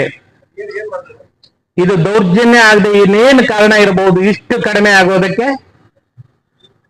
ಆ ಬಗ್ಗೆ ಯಾರೂ ಸಹಿತ ಮಾತಾಡೋದಿಲ್ಲ. ಯಾಕೆ ಅಂದ್ರೆ ಅಲ್ಲಿ ಸಾಯ್ತಾ ಇರೋದು ಹಿಂದೂಗಳು. ಹಾಗಾಗಿ ಅಂತಾರಾಷ್ಟ್ರೀಯ ಮಟ್ಟದಲ್ಲಿ ಚರ್ಚೆಗೆ ಬರೋದೇ ಇಲ್ಲ. ಭಾರತದಲ್ಲಿರುವಂತಹ ಬುದ್ಧಿಜೀವಿಗಳು ಅದರ ಬಗ್ಗೆ ಮಾತಾಡೋದಿಲ್ಲ. ಎಂತಹ ವಿಪರ್ಯಾಸ ನೋಡಿ. ಬಾಂಗ್ಲಾದೇಶದಲ್ಲಿರುವಂತಹ ರಾಜಕೀಯ ಪಕ್ಷಗಳು ಯಾವತ್ತೂ ಸಹಿತ ಹಿಂದೂಗಳಿಗೆ ಸಹಾಯಕವಾಗಿ ಇದುವರೆಗೆ ನಡೆದುಕೊಂಡು ಬಂದಿಲ್ಲ. ಇತ್ತೀಚಿನ ದಿನದಲ್ಲಿ ಭಾರತದ ಪ್ರಾಬಲ್ಯ ಅಂತಾರಾಷ್ಟ್ರೀಯ ಮಟ್ಟದಲ್ಲಿ ಜಾಸ್ತಿ. ಇನ್ನು ಸಂಗೀತಗಾರನ ಮನೆಗೆ ಬೆಂಕಿ ಹಾಕ್ತಾರೆ, ಇನ್ಸ್ಟ್ರೂಮೆಂಟ್ ನ ಸುಟ್ಟು ಹಾಕ್ತಾರೆ. ಯಾವ ರೀತಿ ಕ್ರೌರ್ಯ. ಲಿಟ್ಲ್ ದಾಸ್ ಅಂತಕ್ಕಂಥ ಒಬ್ಬ ಓಪನಿಂಗ್ ಬ್ಯಾಟ್ಸ್ಮನ್ ಯಾವ ಬಾಂಗ್ಲಾದೇಶದ, ಅವನ ಮನೆ ಬೆಂಕಿ ಹಾಕ್ತಾರೆ. ಅವರ ಟಾರ್ಗೆಟ್ ಇರ್ತಕ್ಕಂಥದ್ದು ಒಂದೇ, ಅಲ್ಲಿರ್ತಕ್ಕಂಥ ಏನು ಸರ್ಕಾರ ಇತ್ತು ಆ ಒಂದು ಸರ್ಕಾರನ ಕಿತ್ತಾಕಲಾಯಿತು. ಈಗ ಹಿಂದೂಗಳ ಮೇಲೆ ಅತಿಯಾಗಿರ್ತಕ್ಕಂಥ ದೌರ್ಜನ್ಯ ವಹಿಸ್ತಾರೆ. ಅಲ್ಲಿಯ ಮಾಜಿ ಪ್ರಧಾನಮಂತ್ರಿ ಹೇಳ್ತಾಳೆ, ನೀವು ಒಂದು ಮತಾಂತರ ಆಗಬೇಕು ಇಸ್ಲಾಮಿಗೆ, ಇಲ್ಲ ಭಾರತಕ್ಕೆ ಹೋಗ್ಬೇಕು ಅಂತ ಹೇಳಿ. ಈ ಮೂಲಕ ನಾನು ಹೇಳ್ತೀನಿ ಇದಕ್ಕೆ ಒಂದೇ ಉತ್ತರ ಅಂತ ಹೇಳಿದ್ರೆ, ಬಾಂಗ್ಲಾದೇಶದ 33% ಭೂಭಾಗವನ್ನು ವಶಪಡಿಸ್ಕೋಬೇಕು, ಮಿಲಿಟರಿ ನುಗ್ಗಿಸಿ ಆ ಒಂದು ಭೂಪ್ರದೇಶದಲ್ಲಿ ಹಿಂದೂಗಳಿಗೆ ರಕ್ಷಣೆ ಕೊಡಬೇಕು. ಈ ಸರ್ಕಾರ, ಕೇಂದ್ರ ಸರ್ಕಾರ ಇದನ್ನು ಮಾಡಬೇಕು ಅಂತ ಆಗ್ರಹಿಸ್ತಾ ಈಗ ಬಾಂಗ್ಲಾದೇಶದಿಂದ ಕ್ರಿಕೆಟ್ ಆಡ್ಲಿಕ್ಕೆ ಕೊಟ್ಟಿದ್ದಾರೆ. ಯಾರು ಮಾಡಿದ್ರು ತಪ್ಪೆ. ನಾನು ನಿನ್ನೆ BCCI ಕೂಡ ಟ್ವೀಟ್ ಮಾಡಿದ್ದೀನಿ, stop cricket play with the Bangladesh ಅಂತೇಳಿ. ದಯಮಾಡಿ ಯಾರ್ಯಾರು ಸಾಮಾಜಿಕ ಜಾಲತಾಣವನ್ನು ಮಾಡ್ತೀರಿ, BCCIಗೆ ಇಮಿಡಿಯೇಟ್ಲಿ ಆಗಿ ಮತ್ತು ಭಾರತ ಸರ್ಕಾರಕ್ಕೆ ಕ್ರಿಕೆಟ್ ಮ್ಯಾಚನ್ನು ನಿಲ್ಲಿಸ್ರಿ. ಅವ್ರು ಅಷ್ಟೊಂದು ದೌರ್ಜನ್ಯ ಮಾಡ್ತಿದ್ದಾರೆ, ಅಂತಾರಾಷ್ಟ್ರೀಯ ಮಟ್ಟದ ಒತ್ತಡ ಹೆಚ್ಚಾಗಬೇಕು. ಆ ಮೂಲಕ ಕ್ರಿಕೆಟ್ ಮ್ಯಾಚನ್ನು ನಿಲ್ಲಿಸಬೇಕು ಇಮಿಡಿಯೇಟ್ಲಿ ಅಂತ ಹೇಳಿ ಎಲ್ಲರೂ ಕೂಡ ಆಗ್ರಹವನ್ನು ಮಾಡೋಣ. ಮತ್ತು ಇದು ಎಚ್ಚರಿಕೆಯ ಗಂಟೆ. ಭಾರತದ ಪರಿಸ್ಥಿತಿ ಮುಂದೆ ಏನಾಗ್ಬೋದು ಅನ್ನೋಕ್ಕೆ ಇದು ಎಚ್ಚರಿಕೆಯ ಗಂಟೆ. ಈ ಸಂದರ್ಭದಲ್ಲಿ ಒಂದೇ ಒಂದು ಹೇಳ್ತಕ್ಕಂಥದ್ದು, ಹಿಂದೂ ತಾನಷ್ಟೇ ಜಾಗೃತರಾದ್ರೂ ಸಾಲ, ತಾನು ಜಾಗೃತರ ಆಗೋ ಜೊತೆಗೆ ಪ್ರಪಂಚದಲ್ಲಿರ್ತಕ್ಕಂಥ ಎಲ್ಲ ಹಿಂದೂಗಳು ಒಗ್ಗೂಡ್ತಕ್ಕಂಥ ಪರಿಸ್ಥಿತಿ ಬಂದಿದೆ. ಆಲ್ರೆಡಿ ಯುನೈಟೆಡ್ ಕಿಂಗ್ಡಮ್, ಆನಂತರ ಅಮೆರಿಕ, ಎಲ್ಲ ಕಡೆ ಹಿಂದೂ ಸಂಘಟನೆಗಳು ಪ್ರತಿಭಟನೆ ಮಾಡ್ತಿದ್ದಾರೆ. ಇದು ನಡುವೆ ಇನ್ನೊಂದು ಅಂತ ಹೇಳಿದ್ರೆ, ಏನು ಮಾಜಿ ಪ್ರಧಾನಿ ಬೆನಜೀರ್ ಭುಟ್ಟೋ ಶೇಖ್ ಹಸೀನಾಕ್ಕೆ ಭಾರತಕ್ಕೆ ಆಶ್ರಯ ಕೊಟ್ಟಿರ್ತಕ್ಕಂಥದ್ದು ಹೊರತು 52 ಮುಸ್ಲಿಂ ರಾಷ್ಟ್ರಗಳಲ್ಲ, 191 ರಾಷ್ಟ್ರಗಳು, ಏನು ಬೇರೆ ಕ್ರಿಶ್ಚಿಯನ್, ಇನ್ನಿತರ ಚೈನಾ ಯಾರು ಕೂಡ ಕೊಟ್ಟಿಲ್ಲ, ಭಾರತ ಕೊಟ್ಟಿದೆ. ಇದನ್ನ ಅರ್ಥ ಮಾಡ್ಕೋಬೇಕು. ಭಾರತ ಈ ಒಂದು ಅಲ್ಲಿ ಪ್ರಧಾನಮಂತ್ರಿ ರಕ್ಷಣೆ ಕೊಟ್ಟಿದೆ. ಅವರ ಒಂದೇ ಒಂದು ಇಂಟೆನ್ಷನ್ ಅಂತ ಹೇಳಿದ್ರೆ, ಅಲ್ಲಿ ಬಾಂಗ್ಲಾದಲ್ಲಿ ಹಿಂದೂಗಳ ನಾಮವಶೇಷ ಮಾಡಬೇಕು ಅಂತಕ್ಕಂಥದ್ದು. ವಿಶ್ವ ಹಿಂದೂ ಪರಿಷತ್ ಜಿಲ್ಲಾಧ್ಯಕ್ಷೆ ಪ್ರತಿಮಾ ಜೋಗಿ, ಪ್ರಮುಖರಾದ ಸಂತೋಷ್ ಶೇಟ್, ಮಧುರಾ ಶಿವಾನಂದ್, ಸವಿತಾ ವಾಸು, ಮೈತ್ರಿ ಪಾಟೀಲ್, ಐವಿ ಹೆಗಡೆ, ರಾಘವೇಂದ್ರ ಕೋಮಲ್, ಶಿವಶಂಕರ್, ಪ್ರೇಮಾ ಕಿರಣ್ ಸಿಂಗ್ ಇನ್ನಿತರರು ಹಾಜರಿದ್ದರು. 77ನೇ ಸ್ವಾತಂತ್ರ್ಯ ದಿನಾಚರಣೆ ಸಂದರ್ಭದಲ್ಲಿ ಪ್ಲಾಸ್ಟಿಕ್ ರಾಷ್ಟ್ರಧ್ವಜ ಬಳಕೆ ಮಾಡದಂತೆ ಪೌರಾಯುಕ್ತ HK ನಾಗಪ್ಪ ಮನವಿ ಮಾಡಿದ್ದಾರೆ. ಈ ಕುರಿತು ಮಂಗಳವಾರ ಮಾತನಾಡಿದ ಅವರು, 77ನೇ ಸ್ವಾತಂತ್ರ್ಯ ದಿನಾಚರಣೆಯ ಶುಭಾಶಯಗಳು.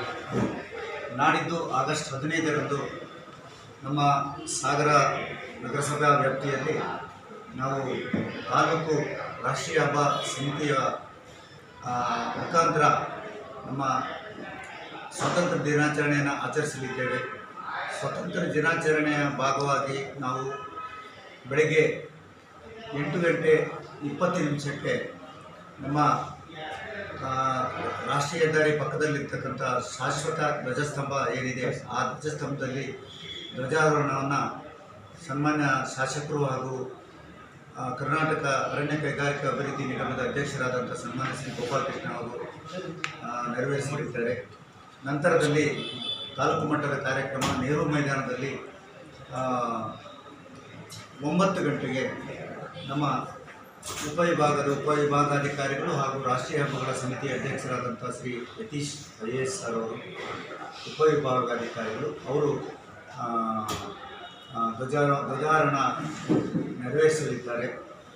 ಮತ್ತು ನಮ್ಮ ಎಲ್ಲ ಶಾಲಾ ಮಕ್ಕಳು ಮತ್ತು ಪೊಲೀಸ್ ಇಲಾಖೆ, ಅಗ್ನಿಶಾಮಕ ಎಲ್ಲರಿಂದ ವರ್ಣರಂಜಿತ ಪಥಸಂಚಲನ ಇರುತ್ತದೆ. ಈ ಎಲ್ಲ ಕಾರ್ಯಕ್ರಮಗಳಲ್ಲಿ ನಮ್ಮ ಸಾಗರದ ಎಲ್ಲ ನಾಗರಿಕರು ಭಾಗವಹಿಸಬೇಕು ಅಂತೇಳಿ ನಾನು ಈ ಮೂಲಕ ಈ ನಗರಸಭೆಯ ಪೌರಾಯುಕ್ತನಾಗಿ ಕೋರ್ಕೊಳ್ತಾ ಇದ್ದೀನಿ. ಇದು ಹಾಗೇನೆ ಈ ಸ್ವಾತಂತ್ರ್ಯೋತ್ಸವ ಇದರಲ್ಲಿ ಯಾವುದೇ ಕಾರಣಕ್ಕೂ ಮಕ್ಕಳಾಗಲಿ ಯಾವುದೇ ಸಂದರ್ಭದಲ್ಲೂ ಪ್ಲಾಸ್ಟಿಕ್ ಧ್ವಜವನ್ನು ಬಳಸೋದ್ರ ಮೂಲಕ ನಮ್ಮ ದೇಶದ ಸ್ವಾತಂತ್ರ್ಯ ದಿನಾಚರಣೆಗೆ ಯಾವುದೇ ಅವಮಾನವನ್ನು ಮಾಡಬಾರದು. ಯಾಕಂದರೆ ಸುಪ್ರೀಂ ಕೋರ್ಟು ನಿನ್ನೆ ರಾಷ್ಟ್ರೀಯ ಹಸಿರು ಪ್ರಾಧಿಕಾರ ಒಂದು ಆದೇಶ ಮಾಡಿದೆ. ಯಾರು ಒಂದು ಪ್ಲಾಸ್ಟಿಕ್ ಧ್ವಜವನ್ನು ಪ್ರದರ್ಶನ ಮಾಡ್ತಾರೆ ಆಗಸ್ಟ್ 15ನೇ ತಾರೀಕು, ಅದು ಒಂದು ದೇಶದ್ರೋಹದ ಕೆಲಸ ಅಂತೇಳಿ, ಅಂದರೆ ಅವರಿಗೆ ಅಂಥ ಅಂಥವ್ರು ಏನಾದ್ರು ಕಂಡು ಬಂದರೆ ತಕ್ಷಣ ಕ್ರಮ ಕೈಗೊಳ್ಳಬೇಕು IPC ಸೆಕ್ಷನ್ ಮೇಲೆ ಅಂತೇಳಿ ಆದೇಶವನ್ನೇ ಮಾಡಿದ್ದಾರೆ. ಅದರಿಂದ ಯಾರೂ ಸಹ ಪ್ಲಾಸ್ಟಿಕ್ ಧ್ವಜವನ್ನು ಬಳಸಬಾರ್ದು ಅಂತ ಈ ಮೂಲಕ ಕೋರ್ಕೊಳ್ತಾ ಇದ್ದೇವೆ. ಮತ್ತು ನಾವು ಎಲ್ಲರೂ ಕೂಡಿ ನಮ್ಮ 77ನೇ ಸ್ವತಂತ್ರ ದಿನಾಚರಣೆಯನ್ನು ಆಚರಿಸೋಣ. ತಾವೆಲ್ಲರೂ ಭಾಗಿಯಾಗಿ ಅಂತೇಳಿ ತಮ್ಮಲ್ಲಿ ಕೋರ್ತಾರೆ. ಇದು ಮಂಗಳವಾರದ ಸಮಗ್ರ ಸುದ್ದಿ.